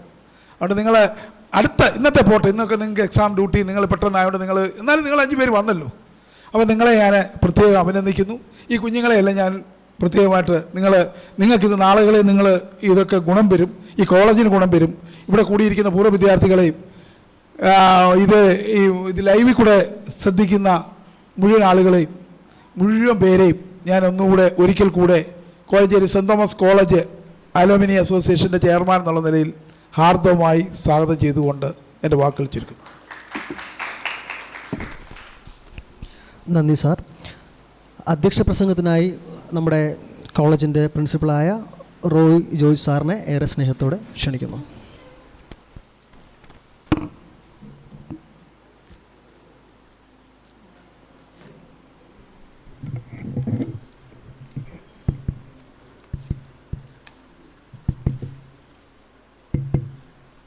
Distinguished guest of the day, Sri A.J. Philip sir, senior journalist and honorable keynote speaker of the day, Mr. Gigi Mammon, managing director of NABFINS, a respected chairman of the Alumni Association of Kozhencherry St. Thomas College, Mr. Victor T. Thomas,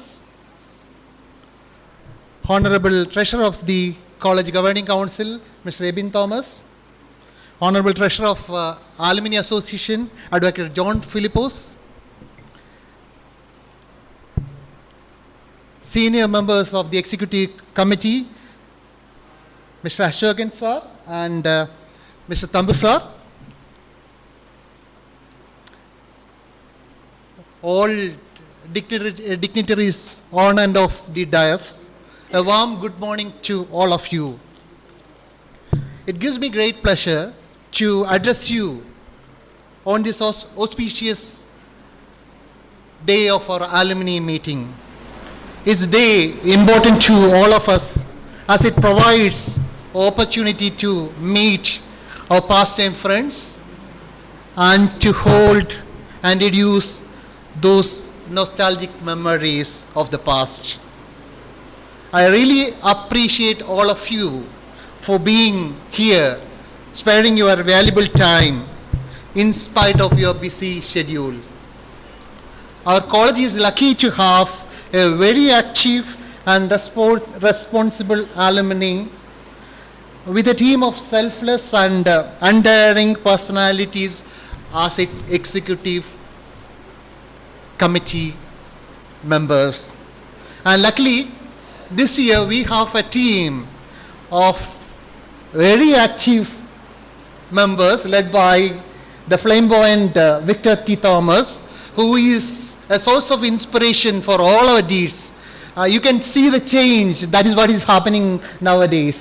So active, so proactive, triggering and inducing all of us to gather together. And I really appreciate the efforts of Mr. Victor T. Thomas, and thank you on behalf of the Alumni Association. And also our Libus Jacob, who is the secretary, in spite of his busy schedule, as you know that he is in charge of our entire examinations, and nowadays it's the time of examinations every day. And last year, within a span of say 180 days, we have to conduct 220 examination. So now this is examination season, and wherein you need around 60 to 70 invigilators on a day. And we find it a bit difficult to organize these people, especially many of our teachers resides from Kottayam and Mass at a far off distance, whereas when we have an exam, we have to call on all these people together, and then we may find it a bit difficult to spare their vacation, especially Saturdays they do have holidays. So we find it a bit difficult to ask them to be here. I'm sorry for that delay or so that what do you call restraining them from attending these days. Sorry, it's my fault, but still on a humanitarian ground you need to forgive or pardon that. Okay, that's why. And though our alma mater they provided or gave birth to more than 2 lakhs of all students, say alumni members, spreading all across the globe. And many a time, what I find is when we gather as an alumni, we may find not more than 120 or at the most 200 persons. Think of a situation, we have 2 lakhs of alumni here, and only say 1 or 0.1 persons are being attending a functions. So that made us to change the strategy. Formerly, we were organizing, especially the college is organizing the alumni meetings.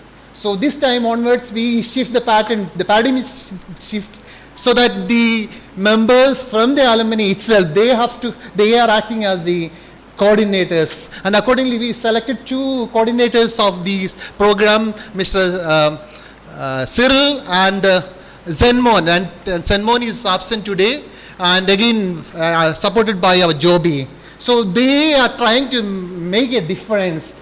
The entire organization structure is being changed, and I think we can see the difference within the coming days. I'm sorry this meeting is not well attended, but still let it be a beginning so that within these coming days we can gather more strength and we can make a difference. And luckily, we have 2 of the eminent personalities, people from a different walks of the life. One is the senior new media persons. So I've seen many of his writing, especially so critical concerning of the social responsibility, especially when we talk about it's so critical when we are criticizing the ruling party, the power people, we may find it a bit difficult. But in spite, he is instrumental in when you just examine, when you just go through his article, you could find so critical about the policies, the present strategies, the present flow of the government and all. So that time itself, he made an imprint or a feeling on, and I thought, this person, how he is able to write in such a using such a brave manner, brave words. And luckily, through some of my friend, he told Jacob, this Ajay Philip is also your own alumni. So that made us to call him. I just gave him a ring, and he told during the April days he will be there. So I consulted with Victor T. Thomas, and he said, sir, we have a senior media person over here, so we could invite. Okay, then Victor, sir, okay, we will arrange a program for media persons. We will arrange a workshop for a media person, and that was the beginning of the plan. And during the time, Mr. Gigi Mammon, who is also holding a well-known, high, powerful position in the NABARD, Victor sir told, sir, we can call Gigi Mammon also. So that made this event to happen. And I'm thankful both these eminent personalities are being with us, but the only thing is the meeting is not well attended. I'm sorry for the lack of attendees, very sorry, but within the coming days I hope we can make it a grand event, and with your blessings and with your cooperation we could stretch it further. And again, we have a number of achievers as our students over here. Within these students, we have the university, the best actor of the university, rank holders are there, then A grade achievers are there. I welcome all of these achievers on behalf of the alumni community, as well as we have senior members over here. Dr. Sri Roy sir, he is an well-known engineer, he is there, he was the former in charge of our alumni, and Sheena teacher is there, Vijay teacher is there. I will welcome all of you once again, and again our senior advocate Matthew P. Thomas is there, our Miss our former principal Ruby sir is there. I will Cyril, all I welcome, and I appreciate all of you to be here in this August gathering, and I wish you all the success. Thank you once again. Thank you.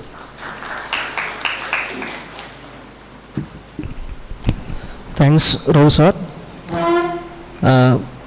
St. Thomas College's ഏറ്റവും അഭിമാനമായ വ്യക്തിത്വമാണ് AJ Philip sir.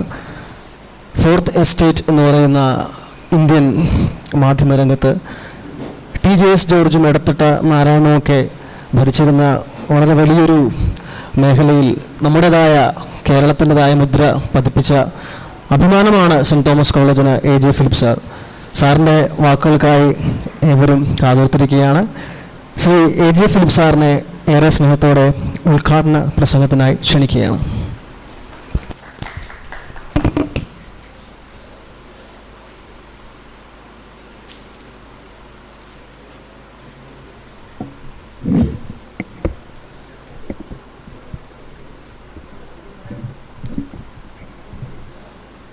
Chairman and Principal Dr. Roy George, Mr. Victor T. Thomas, our chief guest, Mr. Gigi Maman,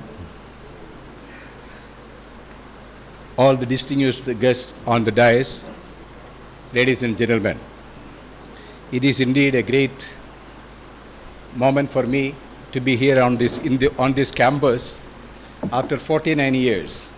I came here, I studied in 1971, I was in the 1970-73 batch of English, and I left this college in 1973. And I was very happy and thrilled to find a lot of changes that had happened in this college, and I was very happy to see the campus a much better place than what it was earlier. And I came to this college as a refugee. You may wonder why I use the word refugee. Because I was expelled from Pathanamthitta Catholic College. I was expelled not because I did not have marks. In fact, I scored the highest mark for pre-degree. But in spite of getting the highest mark in pre-degree, I was expelled from the college. So I came here as a refugee, and you may wonder why. That is for some political reasons, I was expelled from the college. And I came here as a refugee, and I'm very happy that this college gave me status of a student, and I could study here. And that is how I was able to complete my graduation. Thereafter, I left for North India, and I studied in Bhopal University. I did my MA from there. And then I never learnt journalism, but I got into journalism because journalism was something for which I had a passion. And while I was in college, in Pathanamthitta, I and one of my friends, Nellikal Muralidharan Nair, he was a poet, he was a budding poet, and we started a magazine called Navinam. So we started a monthly magazine called Navinam, and I was the editor of Navinam. Of course, Nellikal Muralidharan Nair was the chief editor. So that kind of experience I had, and I wanted to be a journalist. So with this idea, today I was telling the principal, that one day in the college, in the school, I was in the 10th standard, the teacher asked all the students, what do you want to become? So about 50% of the students said they want to become doctors. And another 50% said they want to become engineers. One or two girls, I remember, said, I want to be a teacher. And there was only one person, I was asked, I want to be a writer. And right or wrong, I chose that profession, and I continue to be a journalist for the last 50 years. And I am very, very happy to be here. Now, that reminds me of, I'm very happy to share the dais with Mr. Gigi Maban. You know why? It was in the late 70s, I got one scoop. You know what is a scoop? Scoop is a news report which a journalist gets, no one else gets. So that is an exclusive report. And one of the exclusive stories I did was that NABARD would be set up. This was in the 70s. I had a friend in the Reserve Bank of India. And it was a casual conversation with him that yielded me a report that NABARD would be set up. So he gave me some details. And he also told me not to mention his name or how I got the story. But I did the story. Of course, it was not an explosive story. It was a story that NABARD would be set up. So that is how NABARD was set up. Not because of me. NABARD was set up. I reported it. This was in the late 70s. And I also had an opportunity to work in collaboration with NABARD. You see, I was introduced as a journalist. Yes, I was a journalist for 40 years. I was also associated with an NGO in Delhi. This NGO is called Deepalaya. Deepalaya is one of the oldest, and not one of the oldest, it is now 42 years old organization. And I was president of this organization for nearly 18 years. And for the last 5 years, I was the chief executive of Deepalaya. As it's an NGO, we run schools, we have many programs in Delhi and in adjoining areas. Somebody mentioned about, the flood situation in 2008. 2018 in Delhi. What had happened was, 2018, I was the chief executive of my organization, Deepalaya, and I wanted to do something for Kerala because the flood situation was bad, so bad. So what should I do? So I contacted many people, and I remember contacting one person because I wanted to do something for a school or a hospital. So I contacted many people, including one person who is a minister now. He did not show much interest. I wanted to help, and he said, he did not show any interest. He said, I will call me back. I never got the call. Then I called one IAS officer who was the director of education. I contacted him. He also said, I will immediately give you some school. So he refused to. Afterwards, I did not get any information from him. Then a cartoonist friend of mine told me that there is a school in Chandamangalam which is badly affected. Can you do something? So I did not know where is Chandamangalam. Of course, I knew it was somewhere in Ernakulam. So I went ahead, and then I wanted to do something for this school. So I said, okay, I will do it. And I contacted a friend in Delhi, and I said, I want to do something for the school. Can you help me? He said, yes, go ahead. So I came to Chandamangalam. I went and saw the school. It was the government primary school in Chandamangalam. What had happened was, during the floods, the school was badly affected. The library was destroyed. Most of the things were destroyed. The furniture was destroyed. So they wanted me to help them. And I did not have money, although I wanted to help. So what I did was, I did the calculation. They helped me in the calculation, and they said, that the total cost would be about 36 lakh rupees. So this and another school, government, this was primary school and government upper primary school, not upper primary, middle school and primary school. So these two schools, the total cost was 36 lakh rupees. Believe me, I contacted a person in Delhi, and he said he will give you the money. So what I did was, I sent a person to Delhi, to Kerala. He stayed here, and we purchased everything. We did all the work. You can go and see the school, how it has been renovated, how it has been reconditioned, refurbished the school. Government primary school in Chandamangalam, government middle school in Chandamangalam. These are schools, adjoining schools. And believe me, it did not cost me 36 lakh rupees. It cost me only 26 lakh rupees. And I had a surplus of 10 lakh rupees. So I contacted that particular person and said, sir, we have done this work. And what should we do with the money? He said, since I have given you the money, you keep it, you can utilize it. And so that money, part of the money was utilized for our own school. We run 2 schools in Delhi. So we used that money for the renovation of, not renovation, for supplying winter uniform for our children. Deepalaya used to run 2 schools. Now also it runs 2 schools. One is a school which is affiliated to the central CBSE, and the other is affiliated to Haryana Education Board. So we work in an area, in a district called Mewat. Mewat is one of the most backward districts in the country. It is a Muslim majority district. It's in Haryana. So we have about 25 acres of land there. And we went there. How did we go there? That's very interesting. A person, his name is Diwan Chand. He runs an organization called Diwan Chand Foundation. He is a successful businessman in London. What he did was, he gave us nearly 2 crore rupees about 20 years ago. And he said, do something for the people. We did not know how to handle this money, because he wanted us to use this money to help the people. So what we decided was, we wanted to inculcate the habit of saving among the people. So what we did in Gusbeti, we organized a self-help group of women. And it was a new idea. And as I said, the people were very, very poor, and it is one of the most illiterate places in the country. So what we did, we called a meeting of women, and we encouraged them, we motivated them.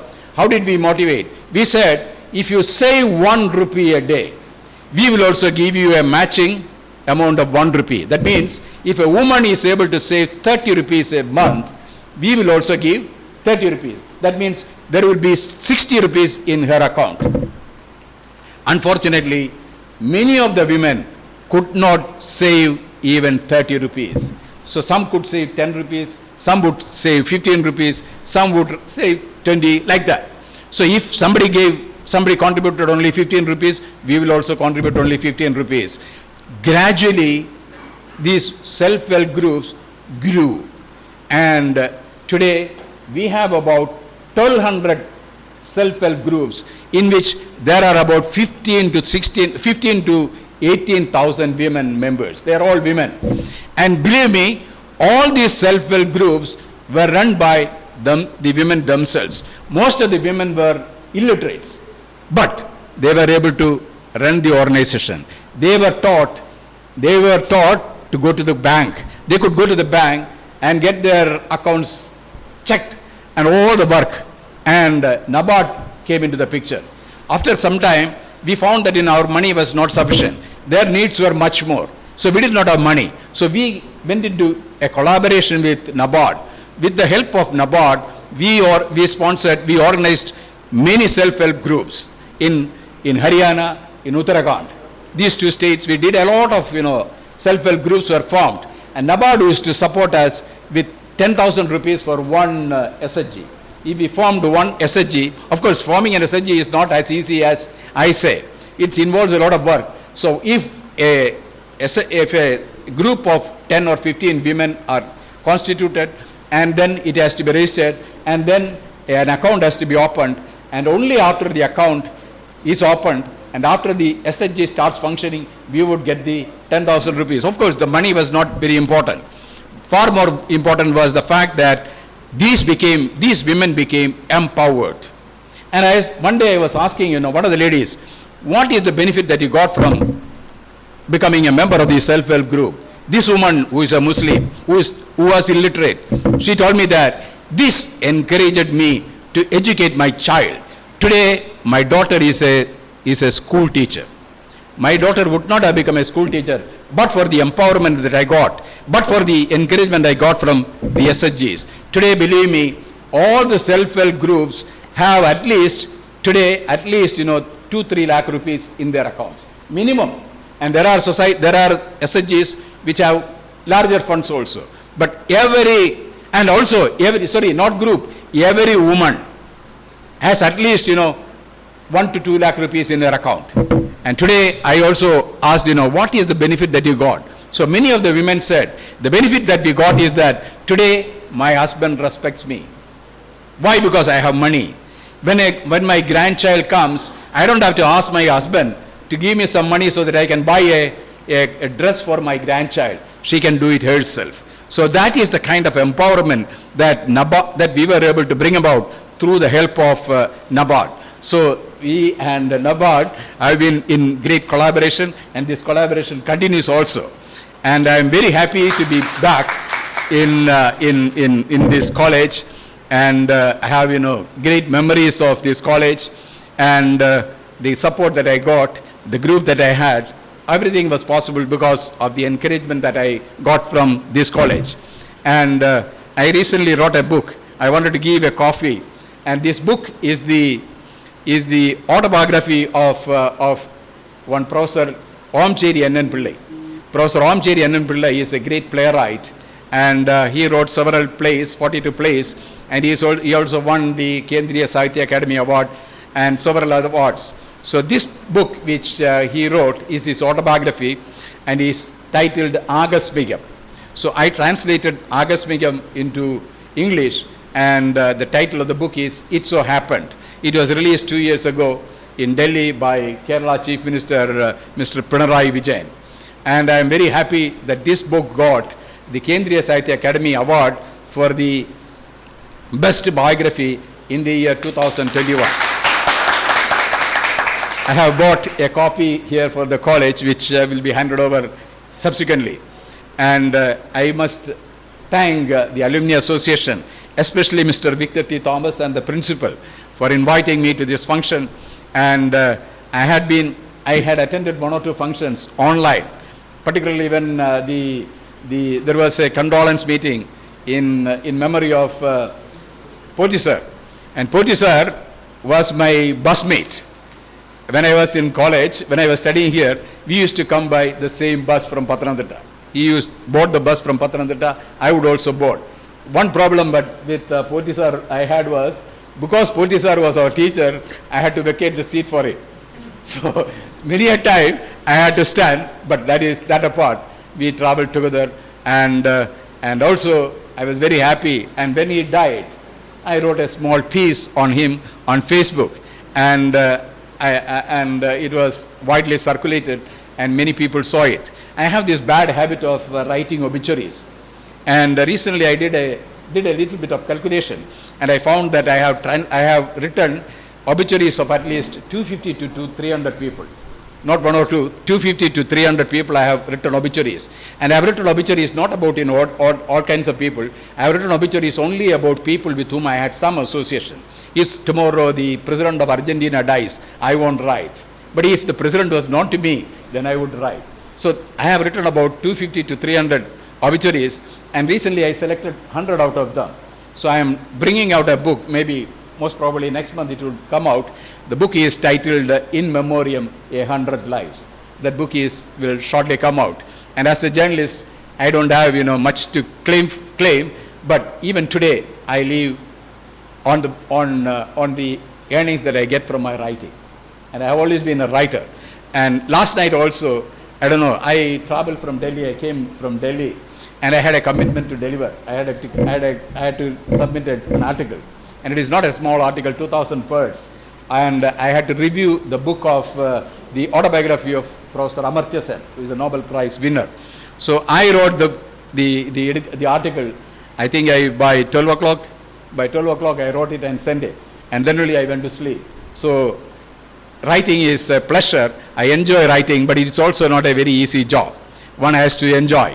And I am fortunate that I have written about over 10,000 editorials during the last 40 years. And even today I write editorials for a Bombay paper called the Free Press Journal. I write 3 editorials a week. I write columns. So I remember, in 1973 when I left Kozhencherry or this college, and I went to Delhi, my mother gave me 100 rupees. And that was the only investment I had to go to Delhi. And I went there, and I have traveled all over the world, at least 50 countries I have traveled. I have accompanied the Prime Minister several times abroad. And all this I have achieved. It was all because of the support, that education that I got from colleges like St.Thomas College and Catholic College. And so this is what has brought me here. And also, as somebody has mentioned, I also got something else from this college, and there is my wife who is sitting in front of me. So, yeah. So all this I'm happy to share. And I have also, in the course of my life, I have visited, many universities. I have addressed many gatherings in many universities in India. But it is the first time that I've been been invited to a function in my own alma mater, and that also gives me a great and a lot of happiness. Once again, I want to thank all of you for the patient hearing that you gave, and I declare formally inaugurated this one-day seminar on NABARD and entrepreneurship. Thank you.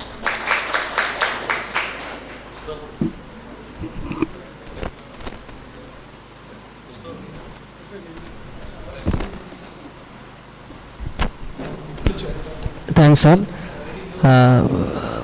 മനോഹരമായ വാക്കുകൾക്ക് നന്ദി.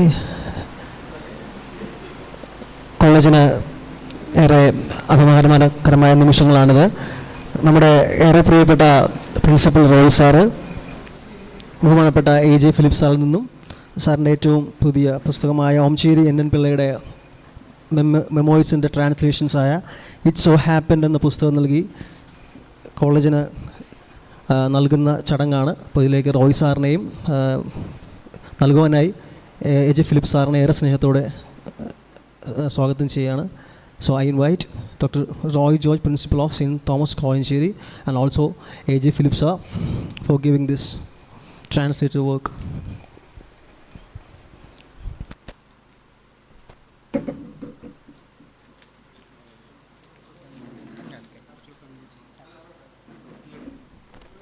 All of you put your hands.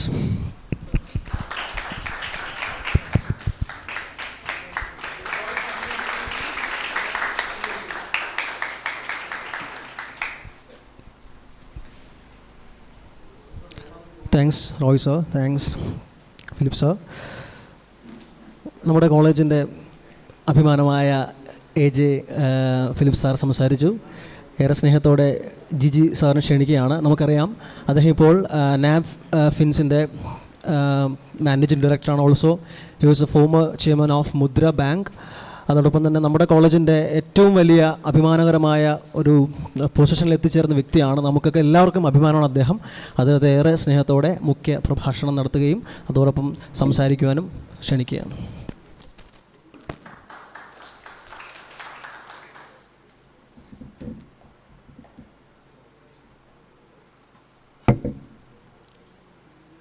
Thank you very much, and good morning to all of you. Respected principal and chairman of this today's function, Dr. Roy George K. The Sri A.J. Philip, senior journalist, and who has done the inauguration of this program. My friend Victor T. Thomas. Other dignitaries on the stage and off the stage, ladies and gentlemen, and my dear friends and students. It's a great occasion for me to be here. In fact, as Sri A.J. Philip said, for me also, it's a kind of a homecoming. Homecoming after 42 years. I left this campus in somewhere in May 1980. I was here only for an year, let me tell you. As Victor said, I was doing my schooling in Sainik School, Karakotam. So from there, after my 12th standard, I came here for joining the degree course. And I joined the BSc Max, along with Victor and other friends. So I was here for an year. And after an year, I got the opportunity to join Agriculture College, and then I left this place and went in maybe May 1980. So it's exactly after 42 years I am stepping into this campus. And for me also, it's a very, very pleasant experience to see how the campus has grown. When I was here, probably there were not have so many buildings in this area. Now it has grown in terms of the structures, infrastructure, maybe the kind of different courses, the number of staff, students, everything. I think there is a growth. So it's a real pleasant experience for me. And I really thank the organizers for inviting me and to experience this happiness once again. As Victor said, see, I did my schooling in Sainik School, which is a boys' school.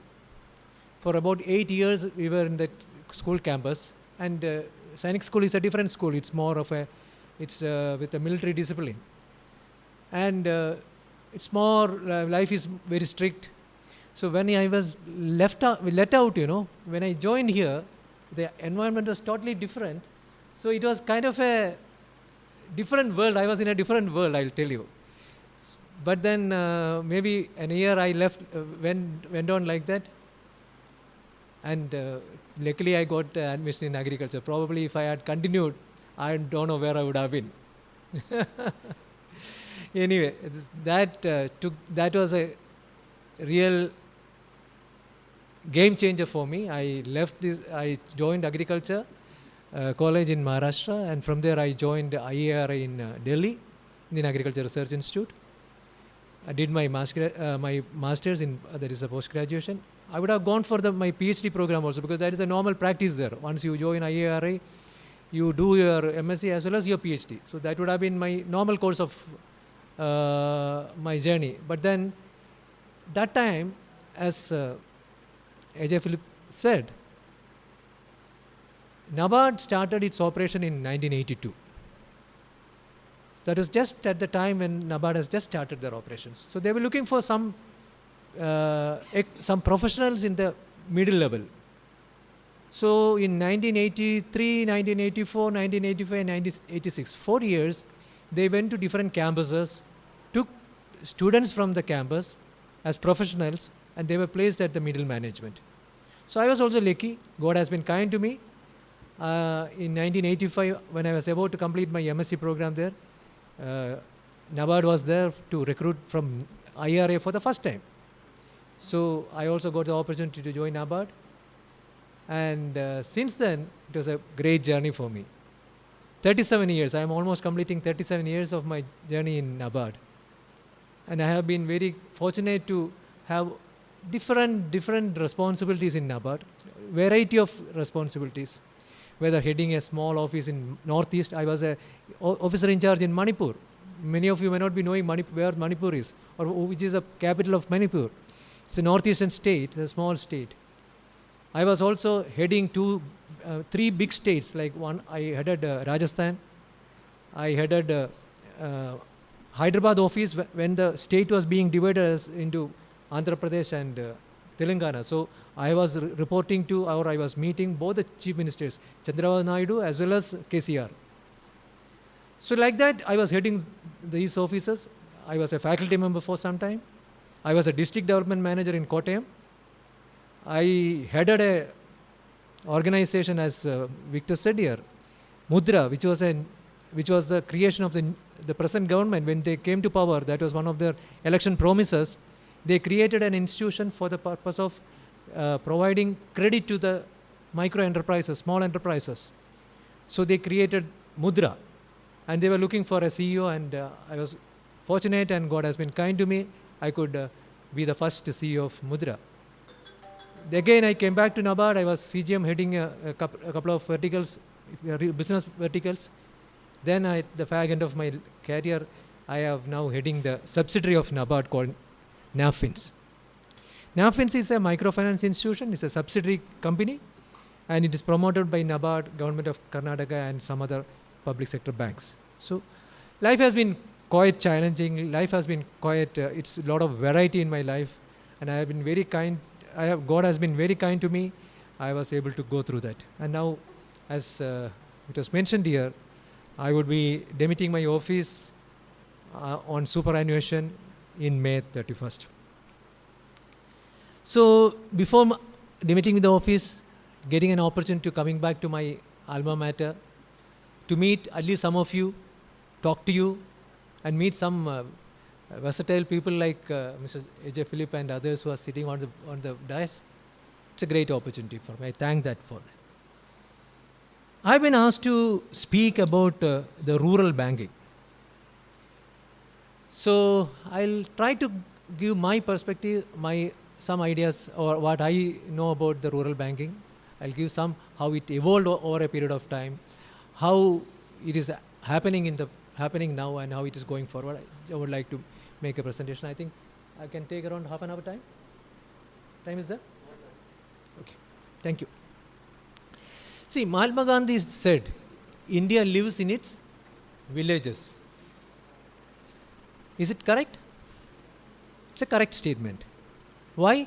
Because India is built by villages.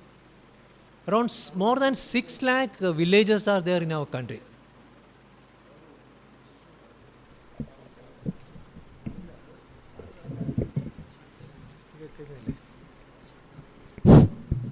There are more than 6 lakh villages in this country, and 70% of our population lives in the rural areas.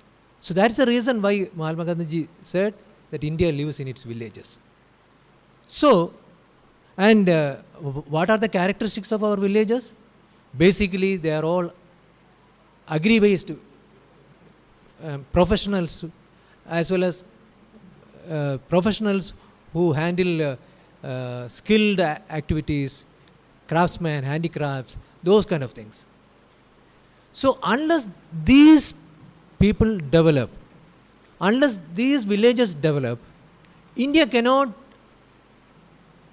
become a developed country, because our majority of our people are in the villages. 70% of the people are in the villages, in the rural areas.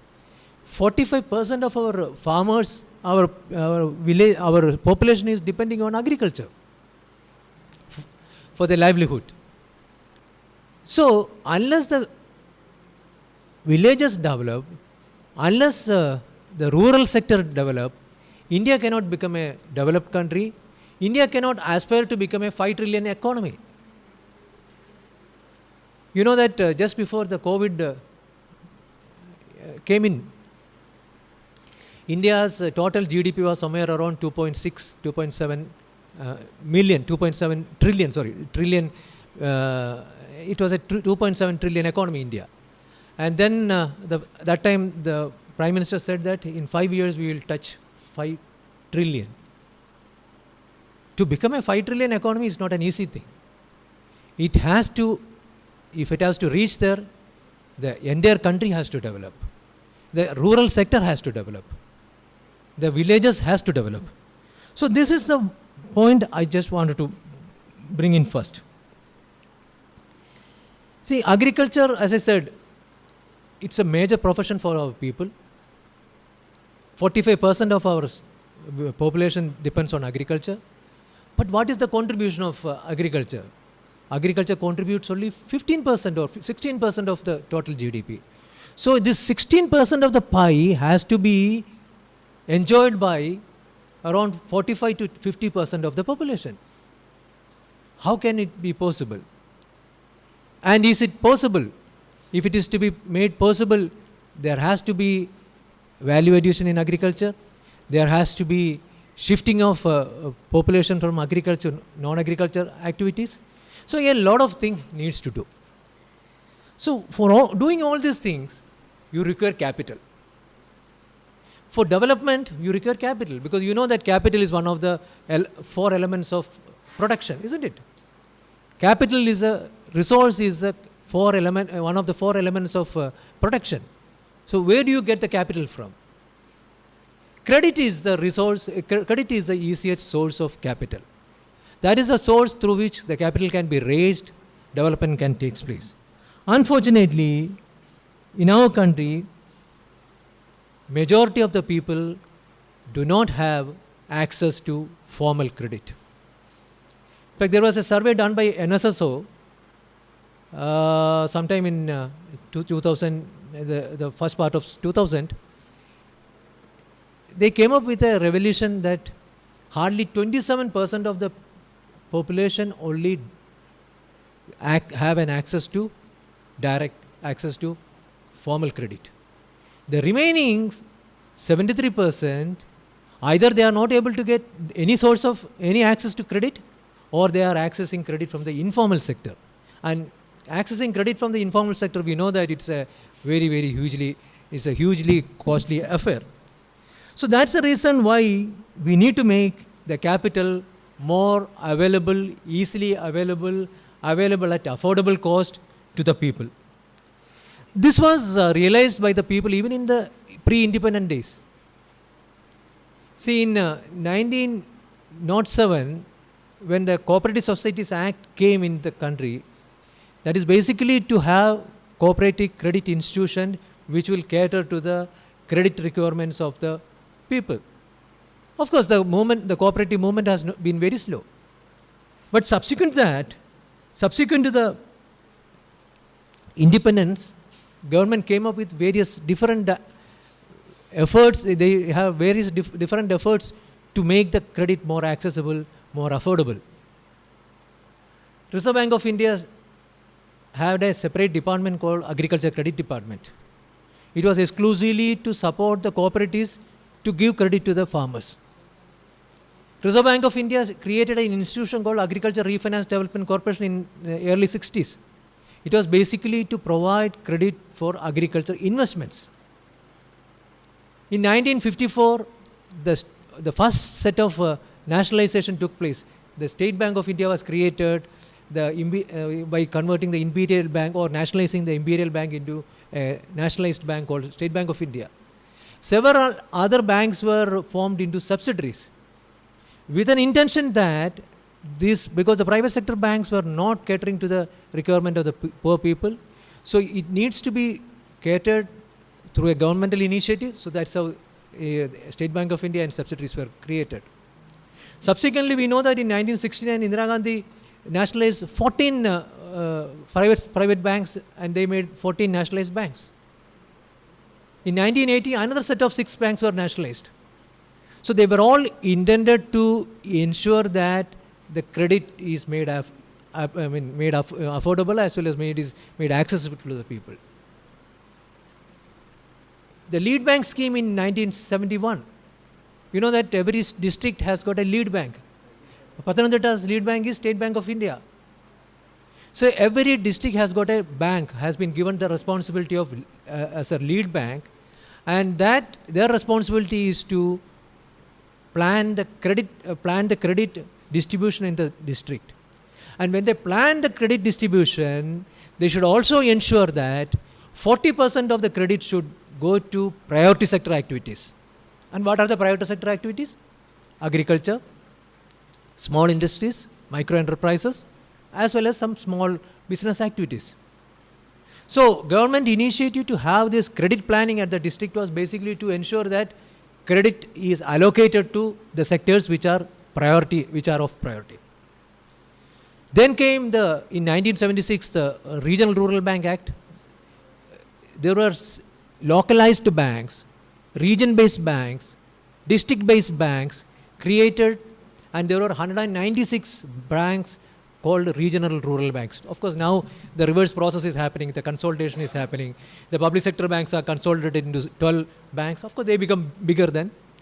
The regional rural banks, 196 have now come down to something like 34 or 35. In Kerala, we were having two regional rural banks, South Malabar Gramin Bank and North Malabar Gramin Bank. Now both are merged and we have a Kerala Gramin Bank. We have branches here. I think one branch is somewhere in Chergol or somewhere. Chergol, I think that side. I do, or Chergol, I don't remember. Chergolpada, correct, Chergolpada. So, and one is there in Elandur also, I know. So, the regional rural banks were created.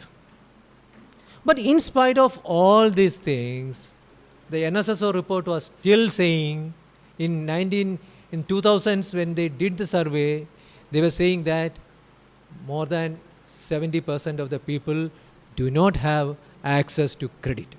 Why? What is the reason? Because the credit requirements of our people are very small. They don't require large money. They don't require in crores. They don't require even in lakhs. They require only in thousands. As Mr. A.J. Phillips said, the self-help groups which started with a savings of 1 rupee per day, they were able to create a corpus of 1 lakh rupees per person by now. And banks were there to give additional funds to that. So, I mean, the requirement is maybe 30,000 rupees, 50,000 rupees. Somebody wants to buy a cow, somebody wants to buy a buffalo, somebody wants to do a small business, petty business. The requirement is very, very small.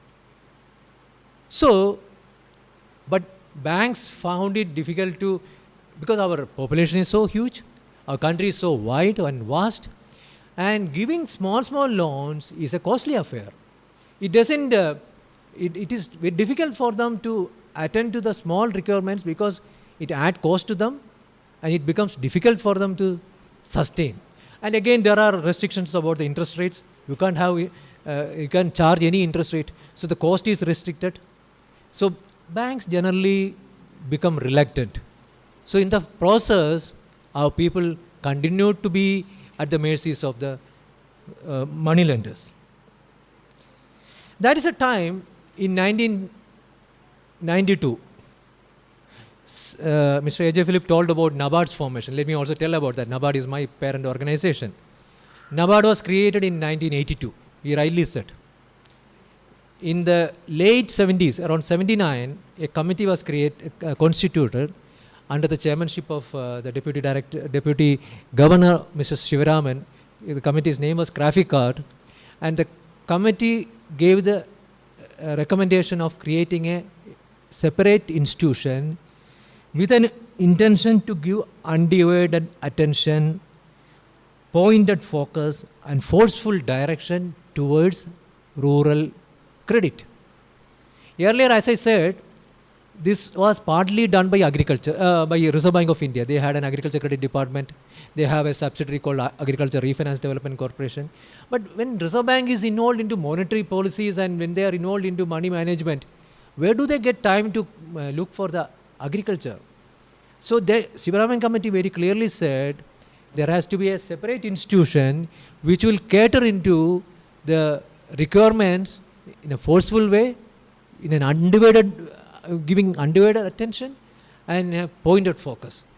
That is how NABARD was created in 1982. And as I said, I joined NABARD almost in the early stages, its early days itself in 1985, and the journey is, now we are 40 years old institution. So NABARD felt that probably there has to be some kind of a solution to this credit needs of the poor people. Then it came up with the idea of self-help group.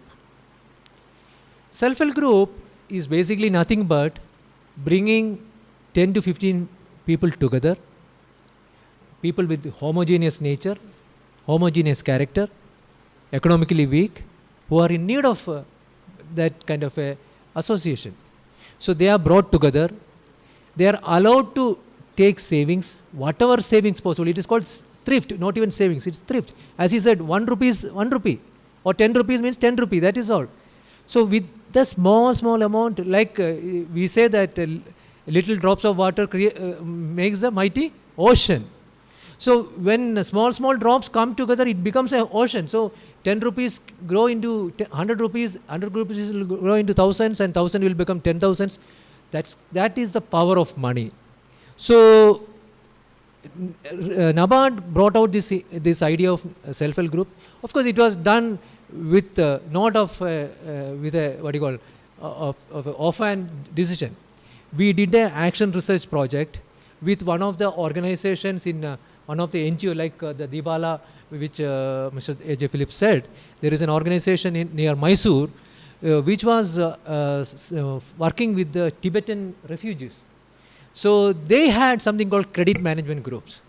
So we did NABARD did a action research project with the credit management groups there, and found that women group, when they are formed, they are very responsive and responsible. They are good savers. Women are good. Even our house we know that. നമ്മുടെ വീട്ടിലെ വല്യമ്മച്ചിമാർ പത്തായത്തിൻ്റെ ഇടയിൽ കാശ് വെക്കുകയും അരിയുടെ ഇടയിൽ വെക്കുകയൊക്കെ ചെയ്യുന്ന, why they are doing it? When the need comes, there is something to bang upon. So savings is it's not only for women. I would also say it's everyone should be having the savings habit. That savings is something which will take us will look after our needs in the future. So women are good savers and women are good repayers. If they take money, they also repay promptly. This was what Muhammad Yunus, I don't know how you have heard about Professor Muhammad Yunus. He was a Nobel laureate in Bangladesh. He created Grameen Bank, which is one of the biggest microfinance initiative started in the beginning.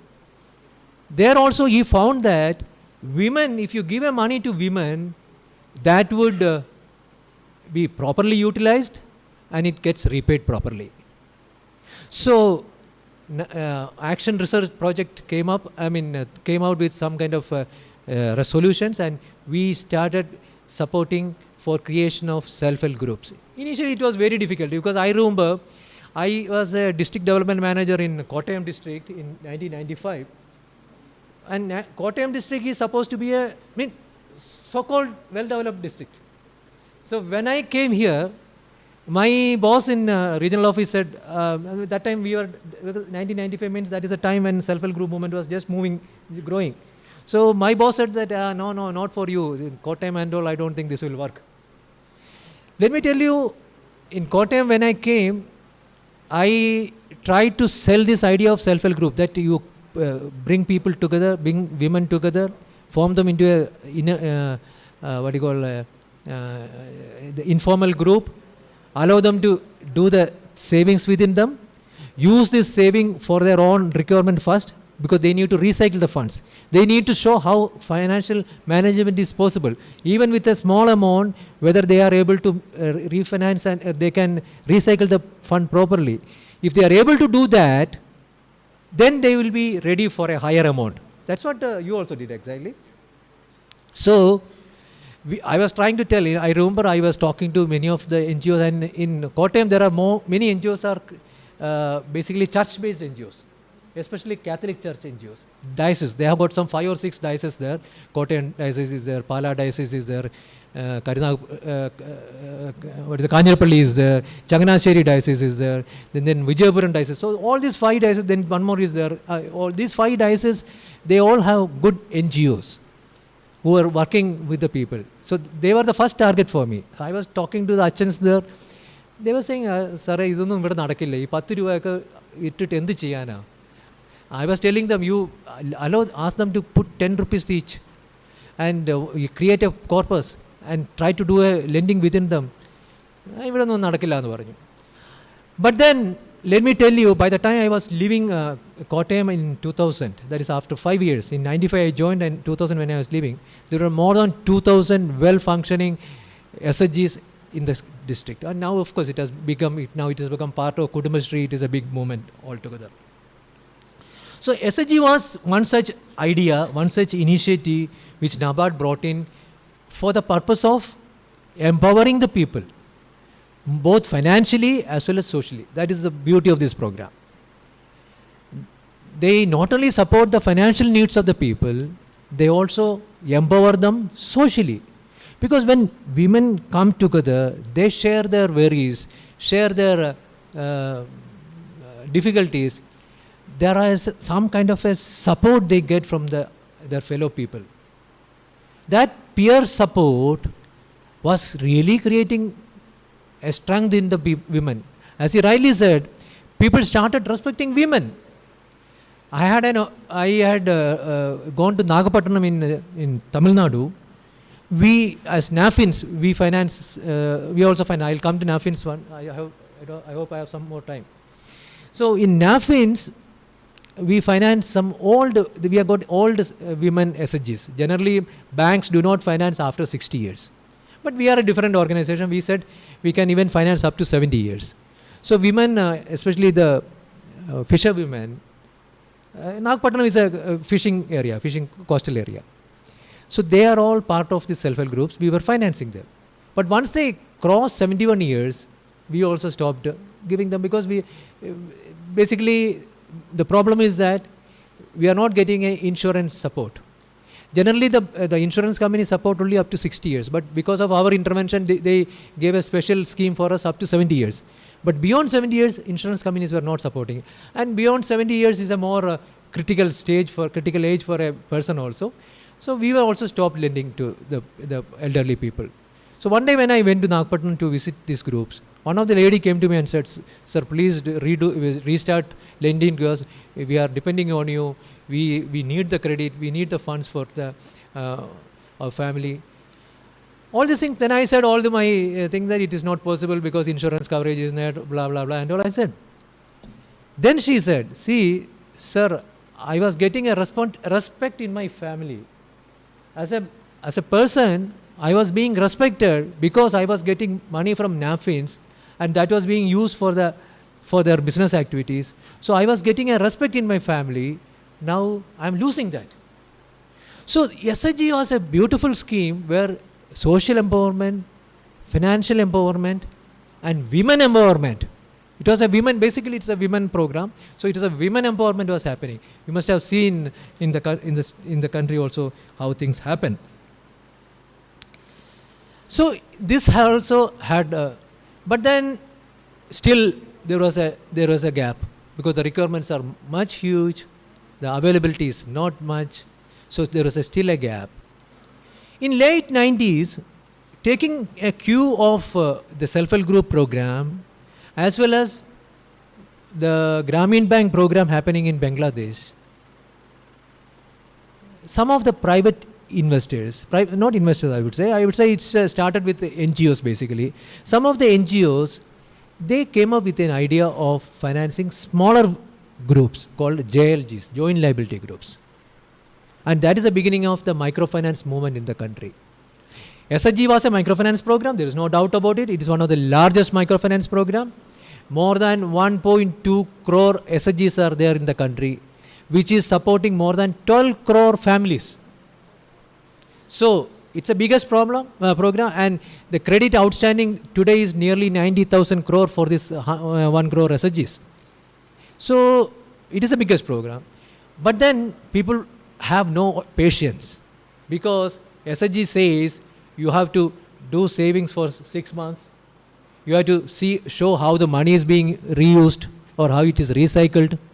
And then when you show that you are able to properly manage, then banks will finance you 2 times, 3 times, 4 times or 5 times, whatever it is. But this kind of a patience, either the customers have nor the lenders have. So they started a program of joint liability group, where they brought 4 or 5 women together. There also it is women, because women are good repayers. So they didn't want to experiment with men, because they know that if they experiment with men, probably they will lose the money. So they brought women together, 5 or 6 women together. They were formed as a credit group. They are formed only for the purpose of taking loans. And these loans are mutually guaranteed. It says the joint liability means if I don't pay in a group, others are liable to pay for me. It's a joint liability for the group. But how much it works and all, that's a different story. So they started creating joint liability groups, and the day one they started giving loans. And that is a big movement which is happening under microfinance now. You have more than 6 crore families supported through this microfinance program. 2.57 lakh crores outstanding is there. So this is a big program which is now going on. And let me tell you, it's not bad. And of course, initially when the microfinance movement started in late 90s till about 2010, RBI did not do any regulation. RBI said, made it a free-for-all program. So everyone was forming microfinance. They are creating microfinance institution. They were lending to the people at whatever interest rates. It ranged from 24% to 30% to 40%, even 60% in some places. That led to a crisis in Andhra Pradesh, where people became indebted because of the microfinance. They were unable to repay because of the microfinance. There were some suicides happened. Then the Andhra government stepped in. They brought in some act restricting the activities of microfinance. That was the second stage of microfinance program. Then RBF thought, this is not possible. You can't leave it like that.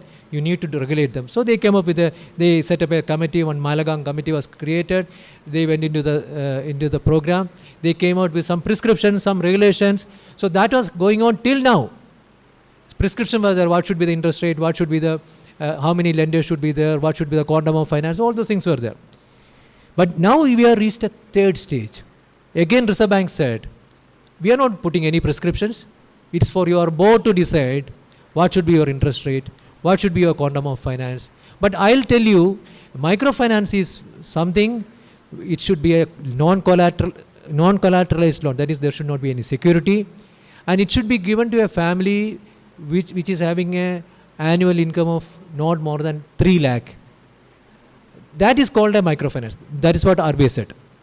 One more condition RBI said, the loans which the microfinance families take, whatever loans, whether it will be a housing loan from a bank or it could be a vehicle loan from an NBFC, whatever loans they take in a family, they said family is a unit, household is a unit. Household contains husband, wife and unmarried adult or unmarried children. So they said that whatever loans taken in a household, that has to be the repayment of that should not exceed 50% of their total income. That is the only criteria said, baki sab left to them. So it's a new phase which has come. So what I was trying to say is that microfinance is going to be a real game changer as far as the poor is concerned. They are going to get the kind of support. If they really want to grow, there are hundreds of stories, there are thousands of stories, there are lakhs of stories where people took small money and they made their lives. They created businesses. They educated their children. Children got into good positions. All kind of hundreds of thousands of stories are there. So it's a good thing to happen. If India needs to go forward, as I said, if India needs to look at the 5 trillion economy, as I said, the poor needs to get the credit, poor needs to able to raise the funds, poor needs to raise the resources, and for which banking cannot be the solution. Bankers have the restrictions, bankers have the limitations. These are the institutions like microcredit institution is what it should be powering them forward. The organization which I am representing, NAFINS, it's called NABARD Financial Services Limited. It is a new creation in 2010. NABARD thought that because NABARD otherwise is not directly linked to the people.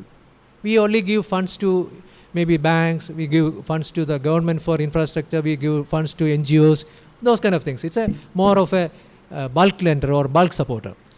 We thought that we should also have some arm to do retail activities so that we get some learning from that. So that's how in 2009, when the Andhra crisis was happening, we thought we should create an institution which is a model institution which can set a I would say some model for the others how the microfinance institution should be. So that's how the microfinance NAFINS was started. Today we are in 16 states. We have an operation in Kerala. We have around 17 branches are there. Nearest branch is in Konni. Other one we have in Malapalli. Then we have Kottayam, Alappuzha. There are branches. Basically, we are into the microfinance activities. One more thing I will tell, and I will stop here. I was also part of, before coming to that, let me also tell that you must be also aware about the financial inclusion program. Excuse me.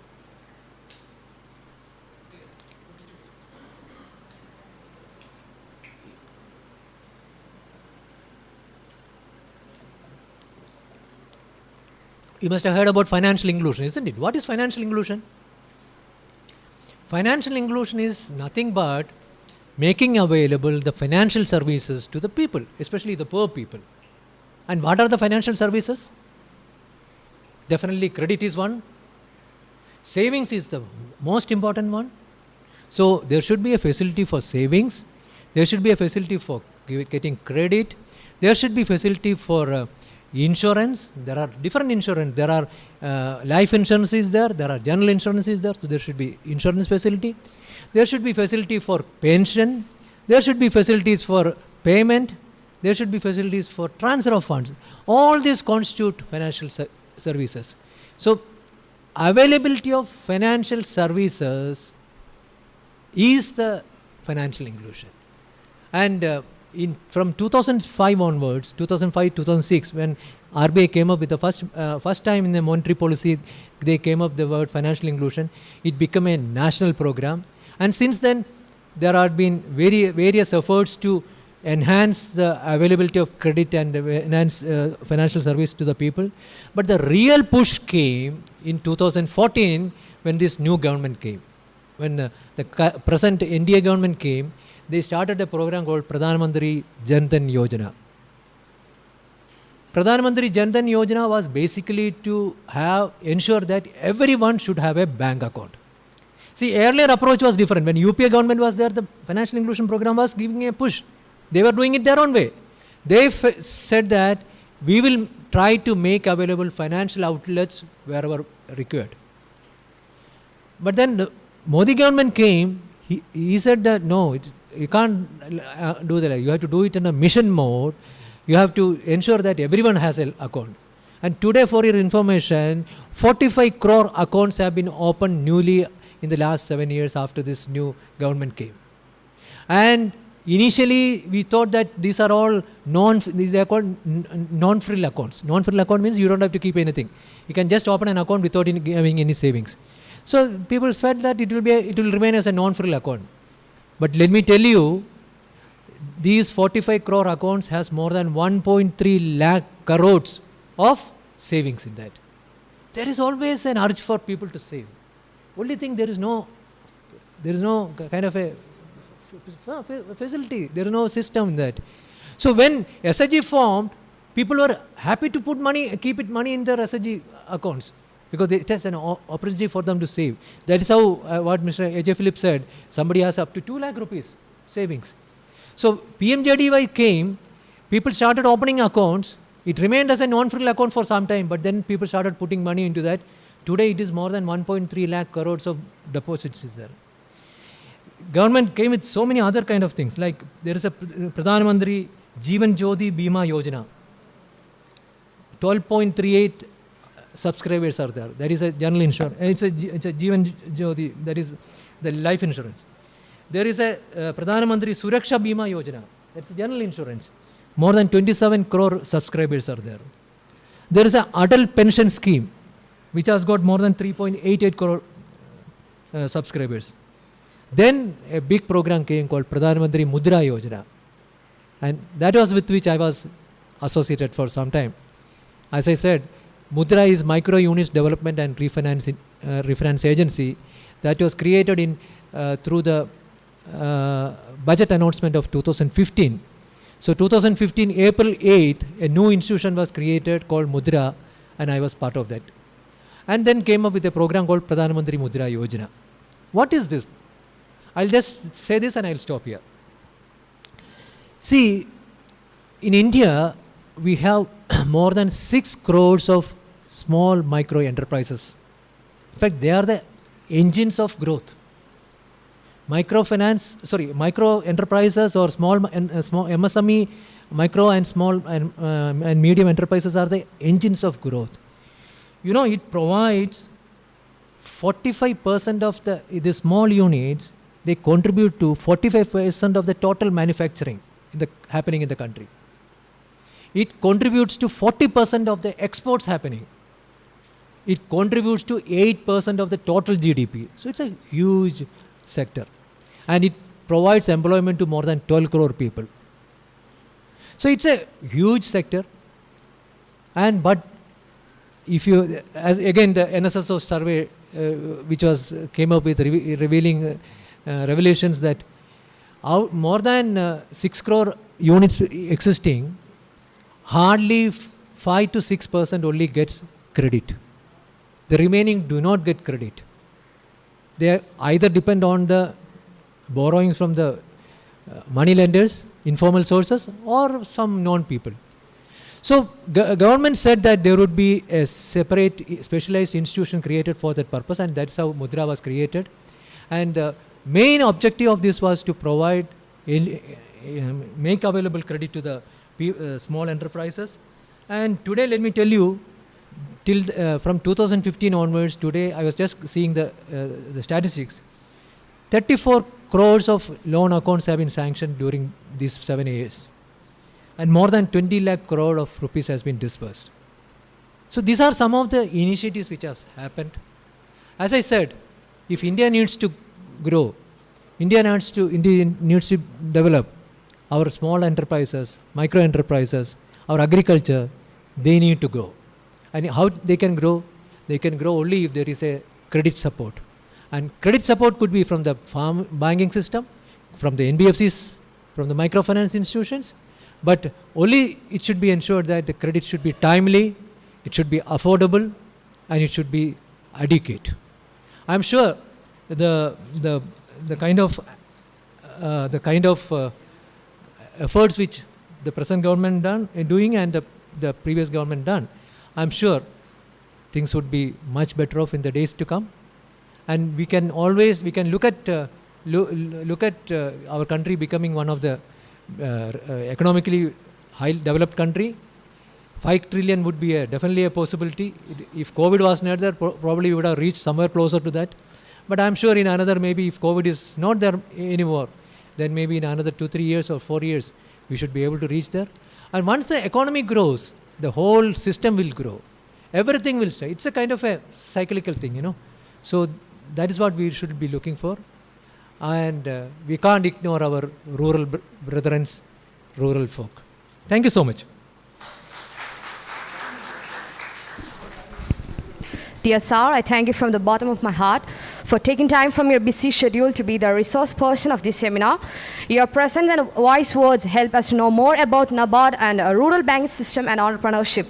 And wishing you a great health and success with all your future endeavors, sir. And once again, thank you. Now, as an appreciation for Mr. A.J. Phillips sir and Mr. Gigi Mammon sir for the time and valuable input they both shared with us all today, we would like to offer a memento as an effort of appreciation. On behalf of everyone, we would like to thank you both for your time. Your presence has been valuable for us today, and we certainly look forward to another interactions in the future. Now, I would like to welcome Dr. Roy George K. Sir for handovering the memento to Mr. A.J. Phillips Sir and Mr. G.G. Mammon Sir.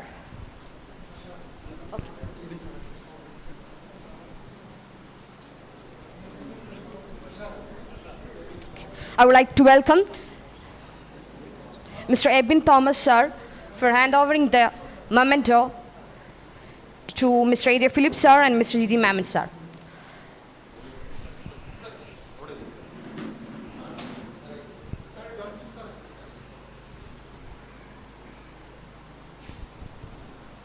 Okay, give them a big round of applause.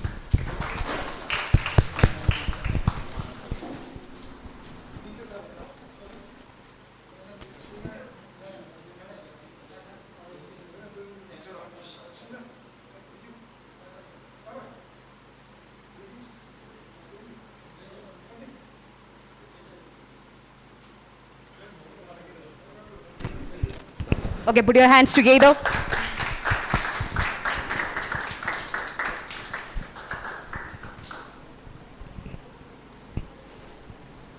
Now I request Mr. G.G. Mammon Sir for receiving the memento from St.Thomas Sir.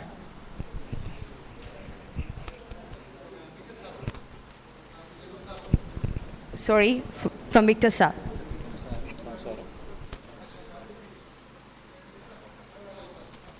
Okay. Mr. Victor T. Thomas and Viju Miss will hand over the memento to Sri G.G. Mammon. Put your hands together.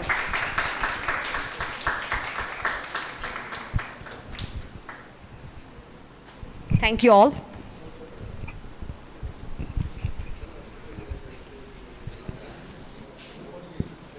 ഏകദിന ശില്പശാലയ്ക്ക് ആശംസ അർപ്പിച്ച് സംസാരിക്കുവാനായി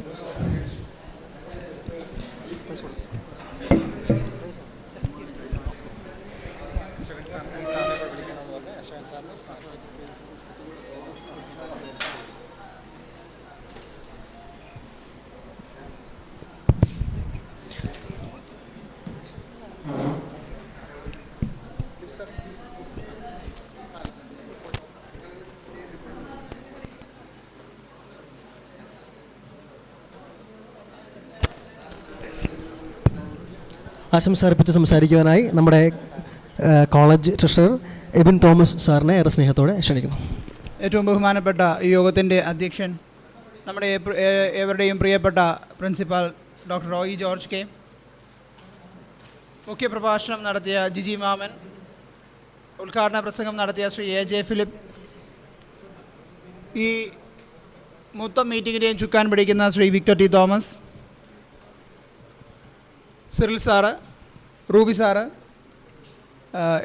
ഇതിനെല്ലാം വേണ്ടി ഒരുപാട് കഷ്ടപ്പെട്ട് ഓടി നടക്കുന്ന Libi sir, മറ്റ് വന്നു ചേർന്നിരിക്കുന്ന എല്ലാ വിശിഷ്ട വ്യക്തികളുമേ ഏവർക്കും എൻ്റെ നമസ്കാരം. Nobody is bothered about an institution more than its alumni. നമ്മുടെ ഇൻഫോസിസിൻ്റെ സ്ഥാപക ചെയർമാൻമാരിൽ ഒരാളായ നാരായണമൂർത്തി സാർ പറഞ്ഞ വാക്കുകളാണിത്. ഈ കോളേജിൻ്റെ മധ്യ തിരുവിതാംകൂറിൻ്റെ മുഖച്ഛായ മാറ്റിയ സാംസ്കാരിക സാമ്പത്തിക മേഖലകളിൽ, വിദ്യാഭ്യാസ മേഖലകളിൽ വിപ്ലവകരമായ മാറ്റം സൃഷ്ടിച്ച ഈ മഹാകലാലയത്തിൻ്റെ ഭാഗമായത് മുതൽ ഞാൻ നിരന്തരമായി കാണുകയും കേൾക്കുകയും അനുഭവിക്കുകയും ചെയ്യുന്ന ഒന്നാണ് ഇവിടുത്തെ അലൂമിനിയുടെ ഈ കോളേജിനെക്കുറിച്ചുള്ള കാഴ്ചപ്പാടുകളും അവരുടെ ദർശനങ്ങളും. ഇടയ്ക്ക് ഞാൻ മനസ്സിലാക്കുന്നത്, ഇടക്കാലത്ത് കോവിഡ് വന്ന സമയത്തായിരിക്കാം കുറച്ച് അതിൽ പുറകോട്ട് പോയിട്ടുണ്ട് എങ്കിലും പൂർവാധികം ശക്തിയോടുകൂടി മുൻപോട്ട് വരുന്നു. എല്ലാവിധ ആശംസകളും അർപ്പിക്കുന്നു. ഞാൻ ഒരു ആർട്സ് ആൻഡ് സയൻസ് കോളേജിൽ നിന്നുള്ള പ്രോഡക്റ്റ് അല്ല. അതുകൊണ്ട് തന്നെ എന്നെ സംബന്ധിച്ചോളം ഈ അലൂമിനി എന്ന് പറയുന്ന ഒന്നും വലിയ വൈകാരികമായ ബന്ധമുള്ള ഒന്നല്ല. ഞാനൊരു എഞ്ചിനീയറിംഗ് ബാക്ക്ഗ്രൗണ്ടിൽ നിന്ന് വന്നതാണ്. അവിടെ നിങ്ങൾക്ക് അറിയാവുന്ന പോലെ തന്നെ വലിയ അലൂമിനിയോ ഇതുപോലത്തെ കൂടിച്ചേരലുകളോ ഒന്നുമില്ല. 4 വർഷങ്ങൾക്ക് ശേഷം പിരിഞ്ഞു പോകുന്നു. പിന്നെ വല്ലപ്പോഴും ഫേസ്ബുക്കിലോ വാട്സപ്പിലോ കണ്ടാൽ അറിയാം എന്നുള്ളത് മാത്രമേ ഉള്ളൂ. എന്നാൽ ഞാൻ അഭിമാനത്തോടുകൂടി എൻ്റെ ഹൃദയത്തിൽ സൂക്ഷിക്കുന്ന, ഓരോ ദിവസവും ഈ കലാലയത്തിൻ്റെ മുറ്റത്ത് കാൽ ചവിട്ടുമ്പോൾ എൻ്റെ ഓഫീസിൻ്റെ നേരെ മുമ്പിലുള്ള റൂമിലേക്ക് നോക്കുമ്പോൾ വളരെ അഭിമാനത്തോടു കൂടി ഞാൻ ഓർക്കുന്ന ഒന്നുണ്ട്. 1968 മുതൽ 71 വരെ എൻ്റെ പിതാവ് ഈ കോളേജിലെ വിദ്യാർത്ഥിയായിരുന്നു. ബഹുമാനപ്പെട്ട ജോൺ ഫിലിപ്പോസ് സാറിനോട് കൂടിയാണ് പഠിച്ച, ജോൺ ടൈറ്റസ് സാറിനോടൊപ്പം പഠിച്ചതാണ്. പപ്പ ഇപ്പോൾ ഇല്ല, 2005 മരിച്ചുപോയി. ഞാൻ എൻ്റെ ഔദ്യോഗിക ജീവിതം തുടങ്ങുന്നത് പപ്പയുടെ ഓഫീസിൽ ജോലി പ്രവേശിച്ചുകൊണ്ടാണ്. ഞാനിപ്പോൾ എത്തി നിൽക്കുന്നതും പപ്പയുടെ കലാലയത്തിലാണ്. അപ്പം ഏറെ അഭിമാനത്തോടു കൂടി ഈ കോളേജിൻ്റെ ഒരു ഭാഗമാകുവാൻ, വിദ്യാർത്ഥിയായിട്ടല്ലെങ്കിൽ കൂടി ഈ കോളേജിൻ്റെ ഒരു ഭാഗമാകുവാൻ സാധിച്ചതിൽ, ഈ അലൂമിനി മീറ്റിങ്ങിൽ ഇത്രയും പ്രഗത്ഭരായ വ്യക്തികളോടൊപ്പം വേദി പങ്കിടുവാൻ സാധിച്ചതിൽ ഞാൻ സർവേശ്വരനെ സ്തുതിക്കുന്നു. നിങ്ങൾക്ക് ഏവർക്കും എല്ലാവിധ ആശംസകളും നേർന്നുകൊണ്ട് നിർത്തുന്നു. നന്ദി, നമസ്കാരം.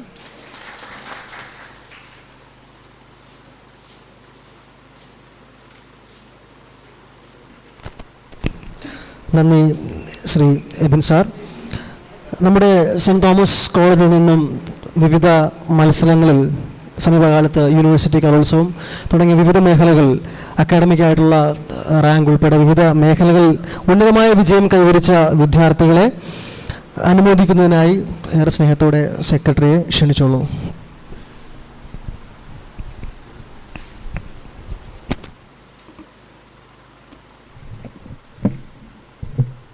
എല്ലാവർക്കും നമസ്കാരം.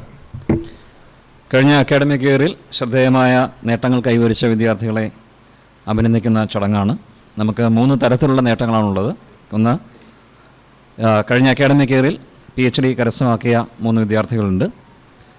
രണ്ടാമത്തേത്, കഴിഞ്ഞ അക്കാഡമിക് ഇയറിൽ തന്നെ വിവിധ പരീക്ഷകളിൽ, ഡിഗ്രി PG പരീക്ഷകളിൽ റാങ്കുകൾ നേടിയ കുട്ടികളുണ്ട്.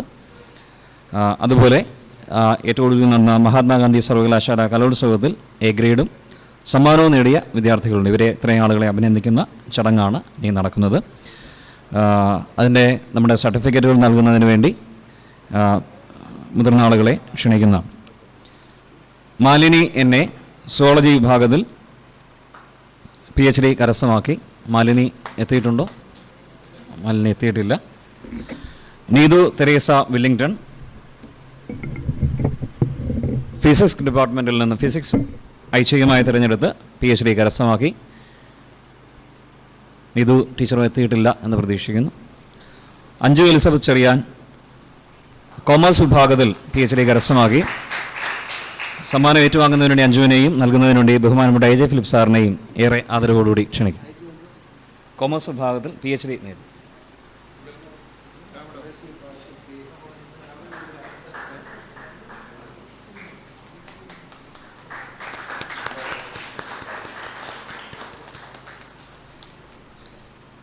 കഴിഞ്ഞ മഹാത്മാഗാന്ധി സർവകലാശാലയുടെ 2021 നടന്ന പരീക്ഷകളിൽ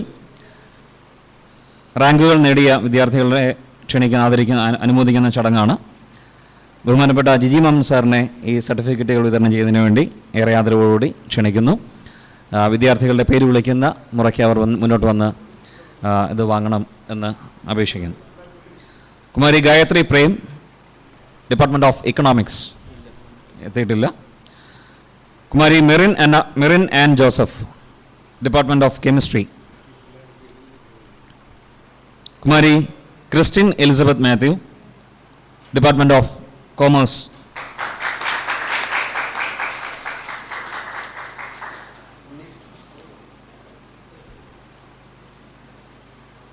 നമ്മളെ അങ്ങേ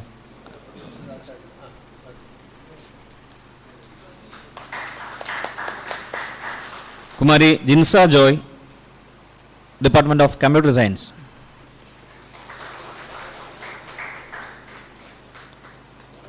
mister Bobby Anil Alex, department of computer science. അതുപോലെ തന്നെ ക്യാമ്പസ് പ്ലേസ്മെൻറ്റിലൂടെ ജോലിയും കരസ്ഥമാക്കി. പ്രത്യേക അഭിനന്ദനങ്ങൾ അറിയിക്കും. Kumari Sanya Murali, department of zoology. BSc zoology പരീക്ഷയിൽ 8ാം റാങ്ക് കരസ്ഥമാക്കി. Kumari Greeshmanandan, department of chemistry. MSc analytical chemistry പരീക്ഷയിൽ 8ാം റാങ്ക് കരസ്ഥമാക്കി. Mister Ananthu V Nair, department of chemistry. MSc chemistry പരീക്ഷയിൽ 10ാം റാങ്ക് കരസ്ഥമാക്കി.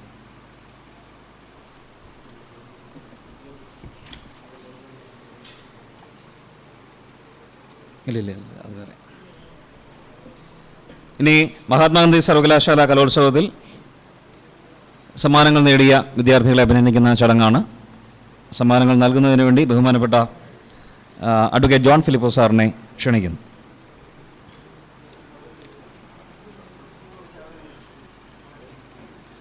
അശ്വിൻ ആർ.എം,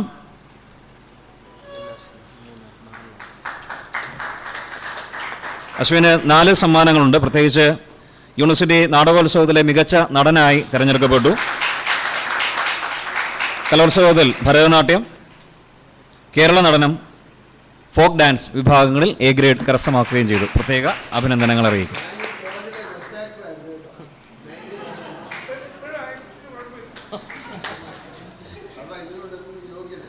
നമ്മുടെ ഇംഗ്ലീഷ് ഡിപ്പാർട്ട്മെൻറ്റിലെ ജിൻസ് ജോസ്, ഗവേഷകനായ ജിൻസ് ജോസ് യൂണിവേഴ്സിറ്റി കലോത്സവത്തിൽ ഫിലിം റിവ്യൂവിൽ 2ാം സ്ഥാനം നേടി. അതുപോലെ തന്നെ മലയാളം കഥാരചനയിൽ എ ഗ്രേഡ് കരസ്ഥമാക്കുകയും ചെയ്തു. അഭിനന്ദനങ്ങൾ അറിയിക്കുന്നു.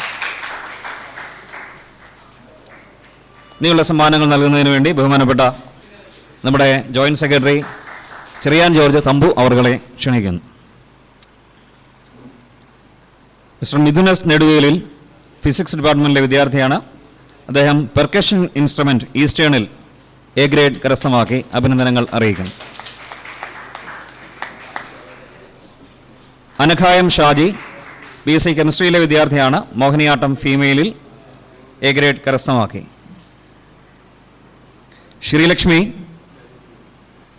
ശ്രീലക്ഷ്മി എസ് BSc മാത്തമാറ്റിക്സ് വിഭാഗത്തിലെ വിദ്യാർത്ഥിയാണ്. സ്ട്രിംഗ് ഇൻസ്ട്രുമെൻറ്റ് ഈസ്റ്റേൺ വിഭാഗത്തിൽ എ ഗ്രേഡ് കരസ്ഥമാക്കി. അഭിനന്ദനങ്ങൾ.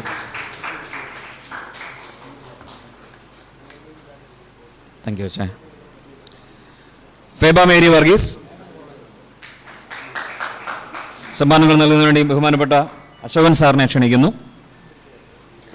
എസ്സേ റൈറ്റിംഗ് മലയാളത്തിൽ എ ഗ്രേഡ് കരസ്ഥമാക്കി. അഭിനന്ദനങ്ങൾ അറിയിക്കുന്നു. Bilahari Pradeep, department of English, classical vocal solo മെയിലിൽ എ ഗ്രേഡ് കരസ്ഥമാക്കി. അഭിനന്ദനങ്ങൾ അറിയിക്കുന്നു. അനഘായം ഷാജി ഭരതനാട്യത്തിൽ സമ്മാനങ്ങൾ നേടി എ ഗ്രേഡ് കരസ്ഥമാക്കി. അഭിനന്ദനങ്ങൾ അറിയിക്കുന്നു. സ്നേഹ മേരി ജോസ് കഥാപ്രസംഗം എ ഗ്രേഡ് കരസ്ഥമാക്കി. പ്രത്യേക അഭിനന്ദനങ്ങൾ അറിയിക്കുന്നു.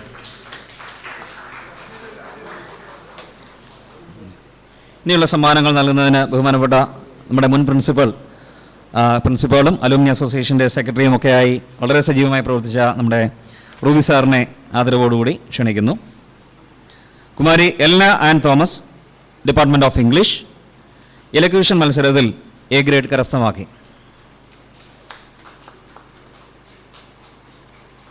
Sudhi KM, department of Malayalam, അതേസമയത്ത് തന്നെ നമ്മുടെ കോളേജ് യൂണിയൻ ചെയർമാൻ കൂടിയാണ്. സുധി കവിതാപാരായണം മലയാളം വിഭാഗത്തിൽ എ ഗ്രേഡ് കരസ്ഥമാക്കി. അഭിനന്ദനങ്ങൾ അറിയിക്കുന്നു.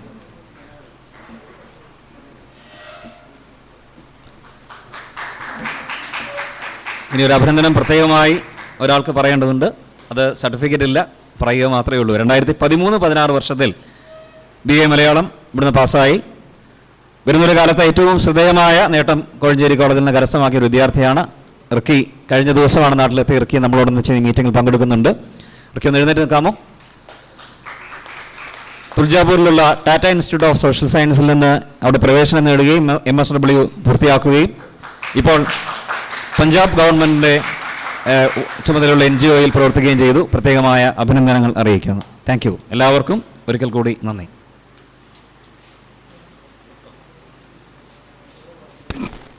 Thank you, sir. Once again, congratulations to all the winners. Now, for the felicitation, I would like to welcome Mr. Sunny Matthew, Advocate.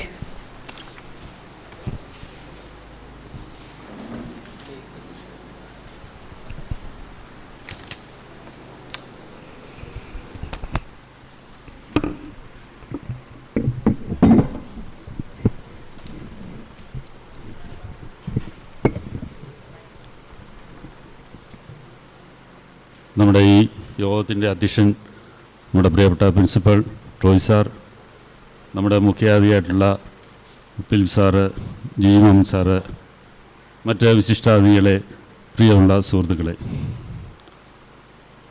വളരെ അവിചാരിതമായിട്ടാണ് ഞാനിന്നിവിടെ വന്നത്. ഞാൻ ദുബൈയിലായിരുന്നു. വന്നപ്പോൾ വിക്ടറിനെ വിളിച്ചപ്പോൾ പറഞ്ഞു ഇതുപോലൊരു പരിപാടിയുണ്ട്, വരണമെന്ന് പറഞ്ഞുകൊണ്ട് വളരെ പെട്ടെന്ന് വന്ന കാരണം എനിക്കതിൻ്റെ ഒരു ബാക്ക്ഗ്രൗണ്ടൊന്നും കിട്ടിയിട്ടില്ല.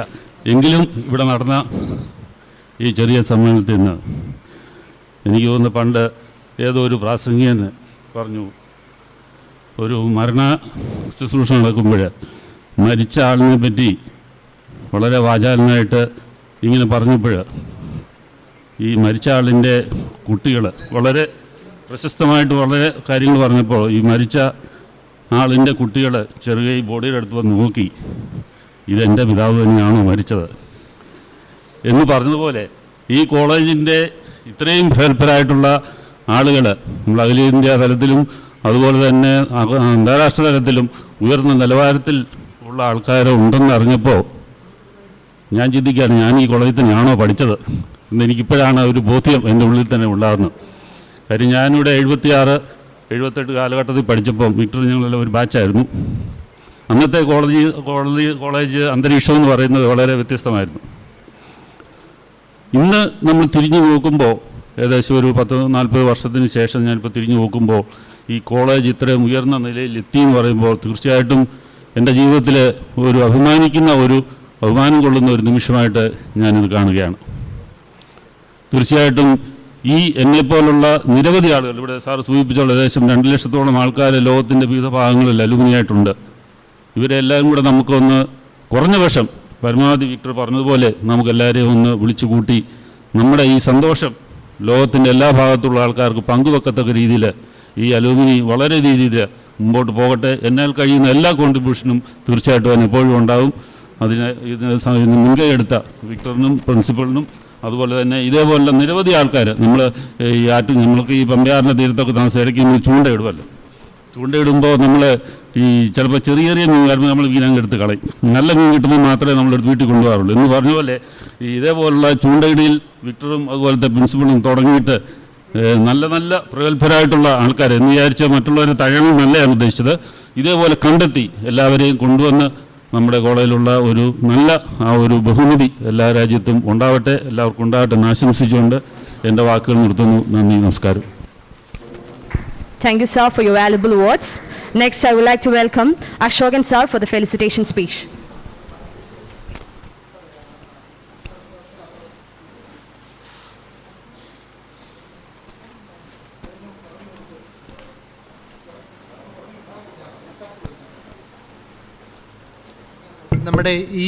നമ്മളിരിക്കുന്ന ഈ ഒരു ഹാള് ഒരു വീഡിയോ കോൺഫറൻസിങ് റൂം ആക്കാനായിട്ട് ആഗ്രഹിക്കുന്നുണ്ട്. അതിൻ്റെ ഒരു പ്രപ്പോസൽ നമ്മുടെ നാഫിൻസിൻ്റെ CSR ഫണ്ട് ഉപയോഗിച്ച് ചെയ്യാൻ പറ്റുമെന്നുണ്ടെങ്കിൽ അതിനൊരു പ്രപ്പോസൽ പ്രിയപ്പെട്ട ജിജി സാറിന് സബ്മിറ്റ് ചെയ്യുകയാണ്. നിങ്ങളുടെ എല്ലാം സപ്പോർട്ടോടു കൂടി. Thank you.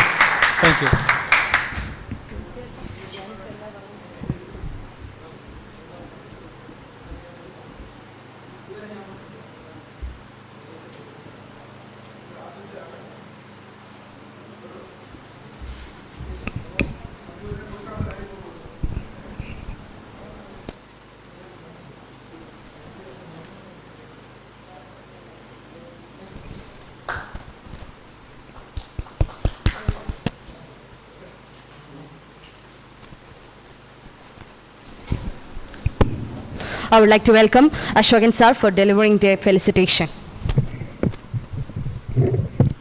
ബഹുമാനപ്പെട്ട പ്രിൻസിപ്പൽ, നമ്മുടെ അലുമിനി അസോസിയേഷൻ്റെ ചെയർമാൻ വിക്ടർ ടി തോമസ്, സദസ്സിലും വേദിയിലും ഇരിക്കുന്ന ബഹുമാന്യരെ, ഇത്തരത്തിലുള്ളൊരു പരിപാടി ഇവിടെ സംഘടിപ്പിച്ചതിൽ ഇതിൻ്റെ സംഘാടകരോട്, പ്രത്യേകിച്ച് വിക്ടറിനോടും പ്രിൻസിപ്പലിനോടും മറ്റുള്ളവരോടും ഒക്കെ തന്നെ അതിയായ നന്ദിയുണ്ട്.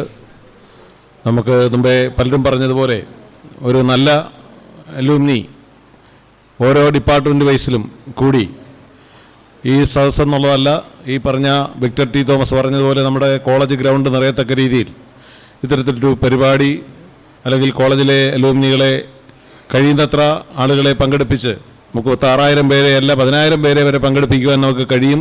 ആത്മാർത്ഥമായിട്ട് ശ്രമിച്ചാൽ തീർച്ചയായിട്ടും. ഞാൻ ഇപ്പോൾ ഇവിടെ പറഞ്ഞതുപോലെ നമ്മുടെ മുൻ വർഷങ്ങളിലെ ചെയർമാന്മാരെയും കോളേജിലെ വിദ്യാർത്ഥികളായ ചെയർമാന്മാരുണ്ട്, അവരെയും ഒക്കെ തന്നെ വിളിച്ചുകൂട്ടി നമുക്ക് നല്ല രീതിയിൽ ഈ പരിപാടി മുന്നോട്ട് പോകാൻ എല്ലാവിധത്തിലുള്ള സഹായങ്ങളും ഞങ്ങളുടെയൊക്കെ ഭാഗത്തു നിന്നുണ്ടാകും, ബാക്കിയുള്ളവരുടെ ഭാഗത്തു നിന്ന് നമ്മൾ പ്രതീക്ഷിക്കുന്നു. തീർച്ചയായിട്ടും നന്നായി വരട്ടെ എന്ന് ആഗ്രഹിച്ചുകൊണ്ട് ഞാൻ നിർത്തുന്നു. നന്ദി, നമസ്കാരം. Thank you, sir. Now I would like to welcome Dr. Matthew P. John, sir, for the felicitation.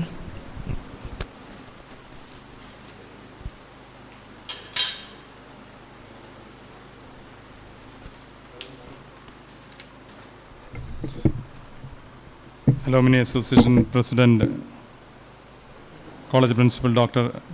Roy George, ഈ സമ്മേളനം ഉദ്ഘാടനം ചെയ്ത എ ജെ ഫിലിപ്പ് സാറ്, വേദിയിലിരിക്കുന്ന വിശിഷ്ടാതിഥികളെ, അധ്യാപകരെ, അലുമിനി മെമ്പേഴ്സ്, വളരെ സന്തോഷകരമായ ഒരു ദിനവും പ്രോഗ്രാമുമാണിത്. ഈ സമ്മേളനത്തിന് ഉദ്ഘാടനം ചെയ്ത എ ജെ ഫിലിപ്പ് സാറും നബാദ് ചെയർമാനുമായിരുന്ന ജിജി മാമനും ഈ കോളേജിലെ വിദ്യാർത്ഥികൾ ആയിരുന്നു എന്നതിൽ നമ്മൾക്കൊക്കെ അഭിമാനിക്കാം. നമുക്കൊക്കെ അറിയാം, അവരുടെ ചർച്ചകളിലെ പ്രസംഗങ്ങളിലൂടെ, പ്രഭാഷണങ്ങളിലൂടെ നൂറുകണക്കിന് ആയിരക്കണക്കിന് ആൾക്കാരെ എംപവറിങ് ചെയ്യുവാൻ വേണ്ടി നമ്മുടെ വിദ്യാർത്ഥികൾക്ക് കഴിയും എന്ന് നാം അവരുടെ പ്രഭാഷണങ്ങളിൽ നിന്ന് മനസ്സിലാക്കി. ലോകത്തിൻ്റെ വിവിധ ഭാഗങ്ങളിൽ ഈ കോളേജിലെ വിദ്യാർത്ഥികൾ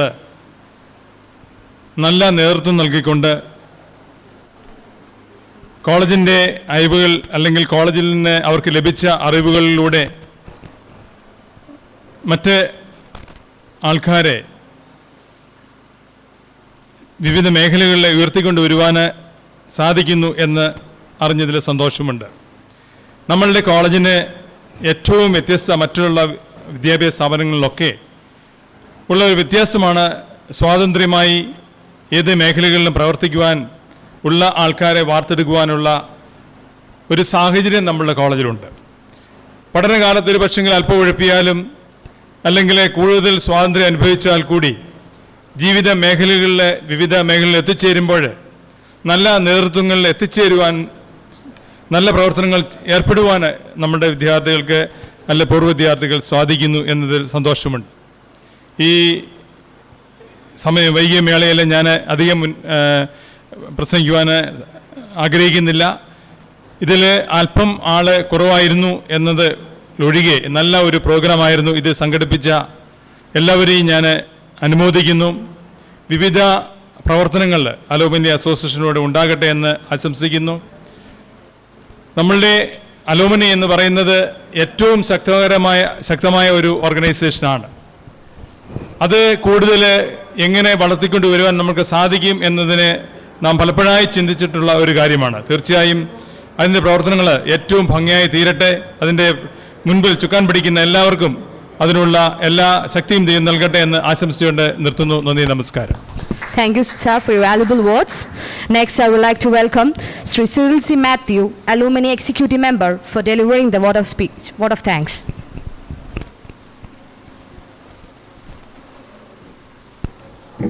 യോഗാധ്യക്ഷൻ, ഏറ്റവും ബഹുമാനനായ പ്രിൻസിപ്പൽ, നമ്മുടെ ഇന്നത്തെ മുഖ്യ അതിഥി Shri A J Philip sir, ഏറ്റവും ബഹുമാനായ ജിജി മാമൻ സാറ്, വേദിയിലും സദസ്സിലുമുള്ള വിശിഷ്ട അതിഥികളെ, ഓരോ പൂർവ്വ വിദ്യാർത്ഥിയെ സംബന്ധിച്ചും തൻ്റെ കലാലയത്തിലേക്കുള്ള മടങ്ങിവരവെന്ന് പറയുന്നത് ജീവിതത്തിൻ്റെ വസന്തകാലത്തിലേക്കുള്ള നല്ല ഓർമ്മകൾ അയവിറക്കിക്കൊണ്ട് തിരികെ വരിക എന്നുള്ളതാണ്.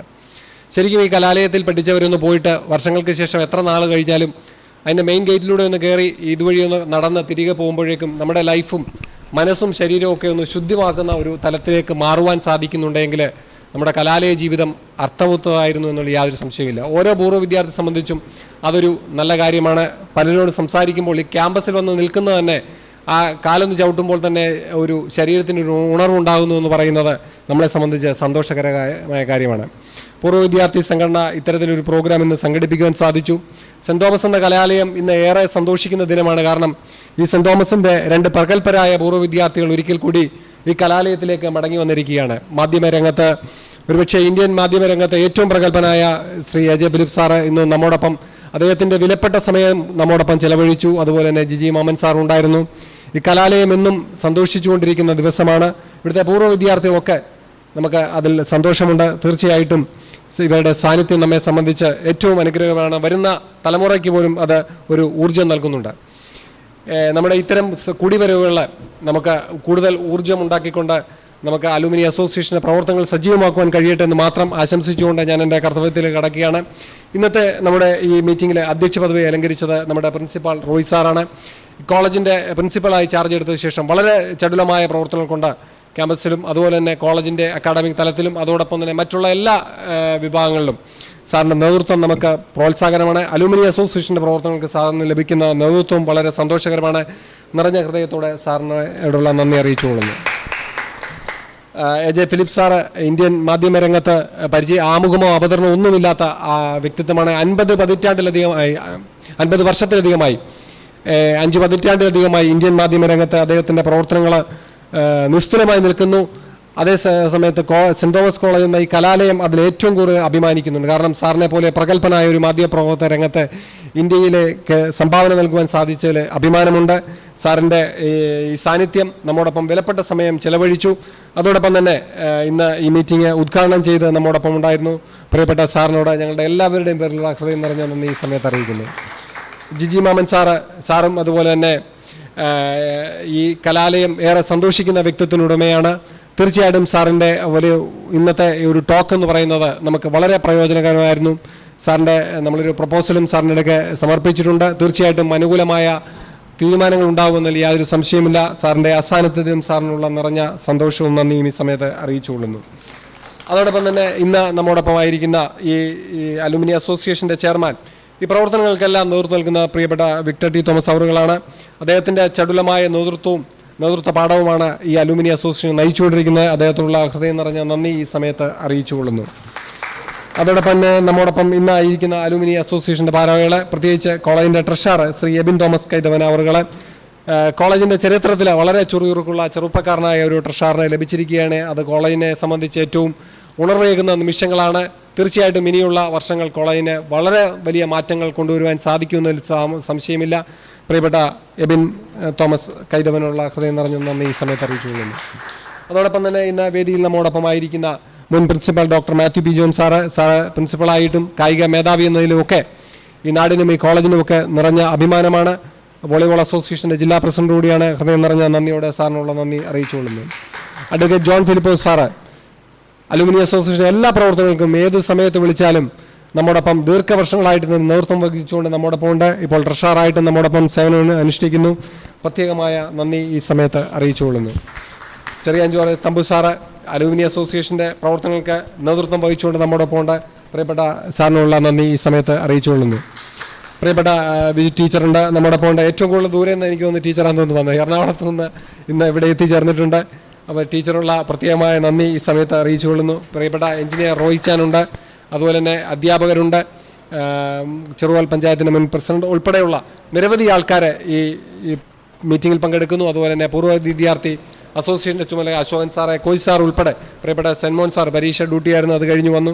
എല്ലാവരോടുള്ള ഹൃദയം നിറഞ്ഞ നന്ദി ഈ സമയത്ത് അറിയിച്ചുകൊള്ളുന്നു. പ്രത്യേകിച്ച് നന്ദി അറിയിക്കേണ്ട ആളാണ് പ്രിയപ്പെട്ട ലിബു സാറ്. ഈ ചുരുങ്ങിയ സമയം കൊണ്ട് ഇത്തരത്തിലൊരു പ്രോഗ്രാം സംഘടിപ്പിക്കുക എന്ന് പറയുന്നത് സത്യം പറഞ്ഞാൽ വളരെ ബുദ്ധിമുട്ടാണ്. എന്നാൽ സാറിൻ്റെ കഴിഞ്ഞ 3-4 ദിവസത്തെ അക്ഷീണമായ പരിശ്രമമാണ് ഇത്തരത്തിലൊരു പ്രോഗ്രാം വൻ വിജയമാക്കുന്നതിന് നമ്മോടൊപ്പം ഉണ്ടായിരുന്നത്. പ്രത്യേകിച്ച് ലൈവിലൂടെ നിരവധി പൂർവ്വ വിദ്യാർത്ഥികൾക്ക് ലോകത്തിൻ്റെ വിവിധ ഭാഗങ്ങളിലിരുന്ന് ഇത് കാണുവാനായിട്ട് സാധിച്ചു. അത്തരത്തിലുള്ള അവരുടെ മെസ്സേജുകളൊക്കെ നമുക്ക് വരുന്നത് വളരെ സന്തോഷകരമാണ്. തീർച്ചയായിട്ടും പ്രിയപ്പെട്ട ഇതിനൊക്കെ പിന്നിൽ പ്രവർത്തിച്ച ലിബു സാറിനുള്ള നന്ദി അറിയിച്ചുകൊള്ളുന്നു. അതോടൊപ്പം തന്നെ കോമ്പയർ ചെയ്തവരെ, പ്രത്യേകിച്ച് പ്രിയപ്പെട്ട എബിന്, ഇതിന് പൂർവ്വ വിദ്യാർത്ഥിയാണ്, ലൈവ് സ്ട്രീമിങ്ങിൻ്റെ കാര്യങ്ങൾ പ്രത്യേകമായിട്ട് നൽകി നമ്മോടൊപ്പം സഹകരിച്ചു. പ്രിയപ്പെട്ട എബിനോടുള്ള നന്ദി അറിയിക്കുന്നു. അനിൽ സാർ ഉൾപ്പെടെ നമ്മോടൊപ്പം ഉണ്ട്. സാറിനുള്ള പ്രത്യേക നന്ദി അറിയിച്ചുകൊണ്ടുന്നു. എല്ലാ പൂർവ്വ വിദ്യാർത്ഥികളോടും ഇന്ന് സർട്ടിഫിക്കറ്റ് കരസ്ഥമാക്കിയ നമ്മുടെ പ്രിയപ്പെട്ടവരോട് എല്ലാവരോടുള്ള നന്ദി ഒരിക്കൽ കൂടി അറിയിച്ചുകൊണ്ട് ഞാൻ എൻ്റെ വാക്കുകൾ അവസാനിപ്പിച്ചുകൊള്ളുന്നു. നന്ദി, നമസ്കാരം. സെൻറ്റ് തോമസ് കോളേജിൻ്റെ അലുമിനി അസോസിയേഷൻ്റെ ഏകദിന ശില്പശാല ഔദ്യോഗികമായ നടപടികൾ അവസാനിച്ചിരിക്കുകയാണ്. ഇന്ന് വന്ന എല്ലാവർക്കും നന്ദി അറിയിച്ചോളൂ.